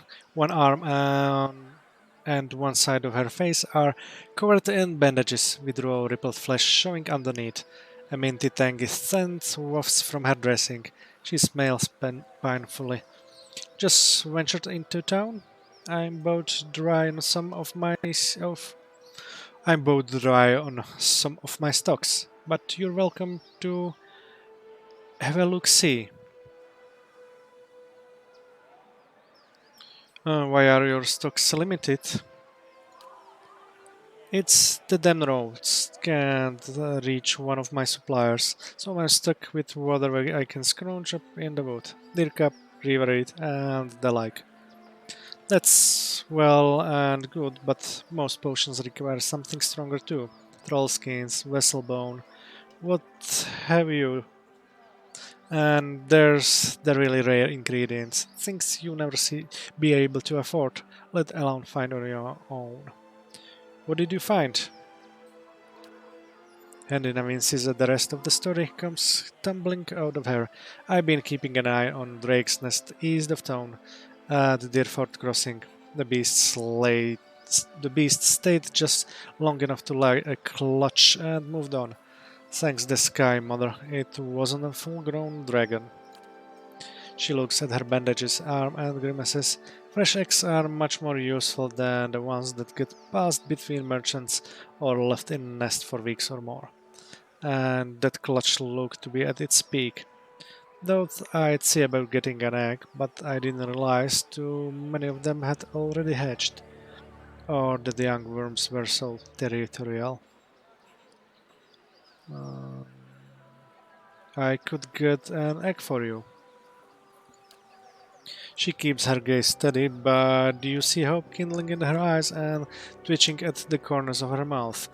I sure hope you're not leading me on. I don't think I could stand getting burned again. She bites her lip. If you really mean to go after it, I'd certainly pay you. Just remember, big as they are, dragon eggs are fragile, and there's a lot more I can do with a whole one. Good day, stranger. She edges one of her bandages. Anything else I can do for you? I've got some handy ointments if you're braving the roads anytime soon. How did you get burnt? She turns her face to the ground. By the flame, how bad does it look? Terrible, I know it.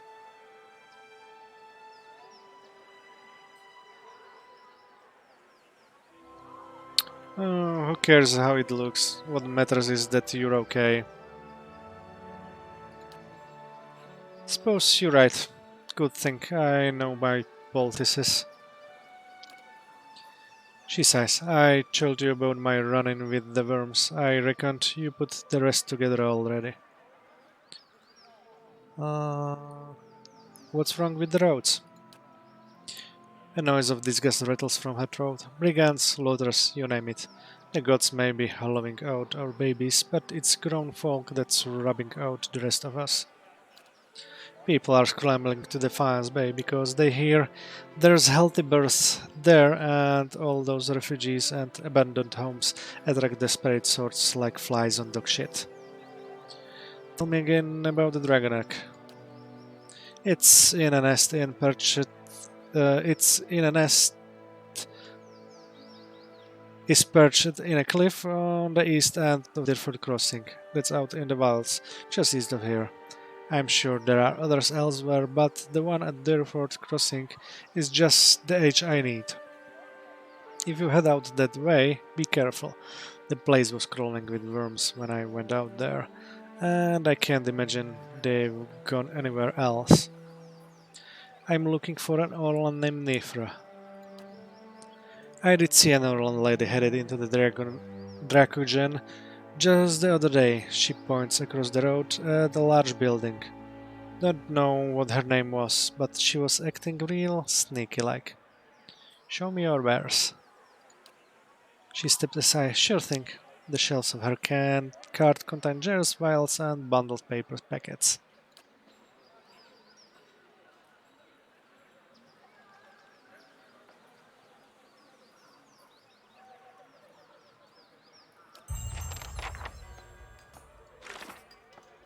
Handina, an alchemist in Derford, has been having trouble getting supplies due to the brigands and the refugees on the roads. She needs fresh ingredients for her potions. She said that there's an abandoned drag's nest near town.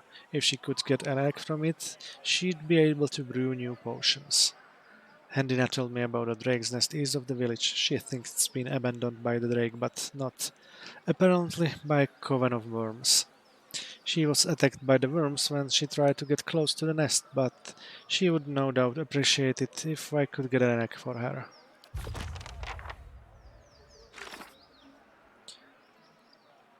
Handina told me that an Orlan woman stopped at the Dracogen Inn not long ago. On the hunt. Let's check a few more things around.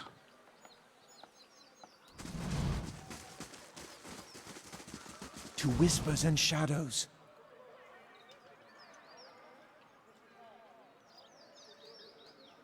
Winfried's Arms and Armory.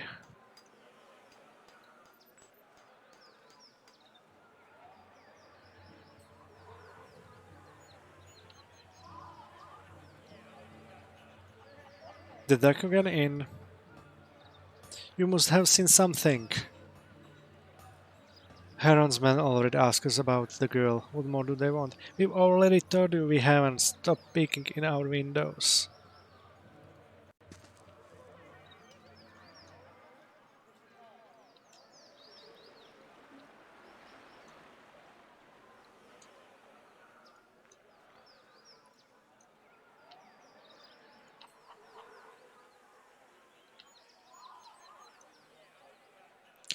Damn Gallowine for monsters like that, and damn the rest of the gods too.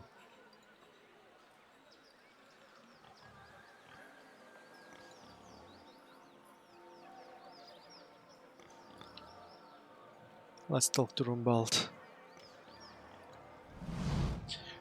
A man paces angrily in front of a wrecked animal pen, his sun-weathered face twisted with ire. He is so wrapped up in his fury that he doesn't seem to notice you. Galawain's slobbering beasts, blazing bloody effigy, thrice damned salty wench and her soggy.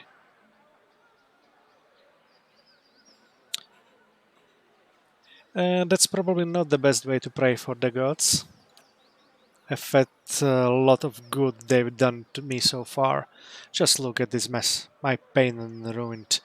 And all but a few measly runs gone.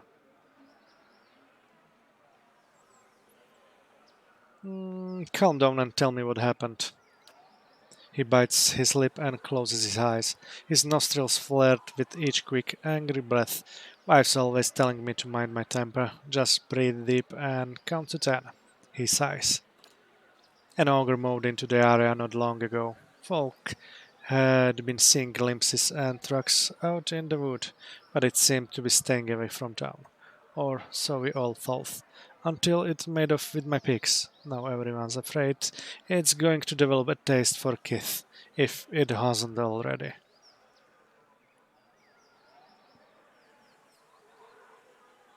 Did you see the ogre take your pigs? What else would have destroyed my pen and made off with my herd? And at the same time, the rest of the village is seeing a 10-foot monster in the forest. I know it's too late to get my pigs back, but I'd set my mind at ease to see that things had shone from its neck. In fact, you bring its ugly pate to me, and I'll trade you for something that's of less use to a farmer like me than to a rowdy-looking sort like yourself. What do you know about the ogre? I guess they don't have those where you come from, do they? It's the same as many other. I'm sure, a big, ugly son of a bitch with a nasty temper and an appetite to match. Trigel could tell you more. He claims to have seen it in the wood. You can find him in his shop, right by the broken tower. Need something else? I've been sent to find an oral named Nifra. Know where she is? Never even heard of her. Leave. Rumbal, the pig farmer in Deerford, told me that an ogre made off with his herd. He wants the ogre Gret, and he wants me to bring him its head. Rumbal mentioned that the ogre has been spotted around Deerford, but he wasn't sure exactly where it dwells. Rumbal informed me that Trigel might know where the whereabouts of this ogre. His shop is in front of a half-collapsed tower.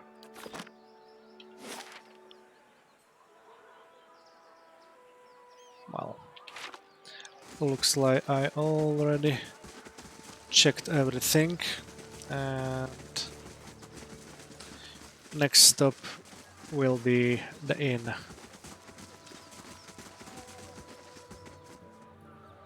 But unfortunately, that will be for another time. It's getting a little bit too late, so thank you everyone for watching. Enjoy the rest of your day. And if you enjoyed also my stream, feel free to follow me on Twitch or Mixer and subscribe to my YouTube channel. See you soon.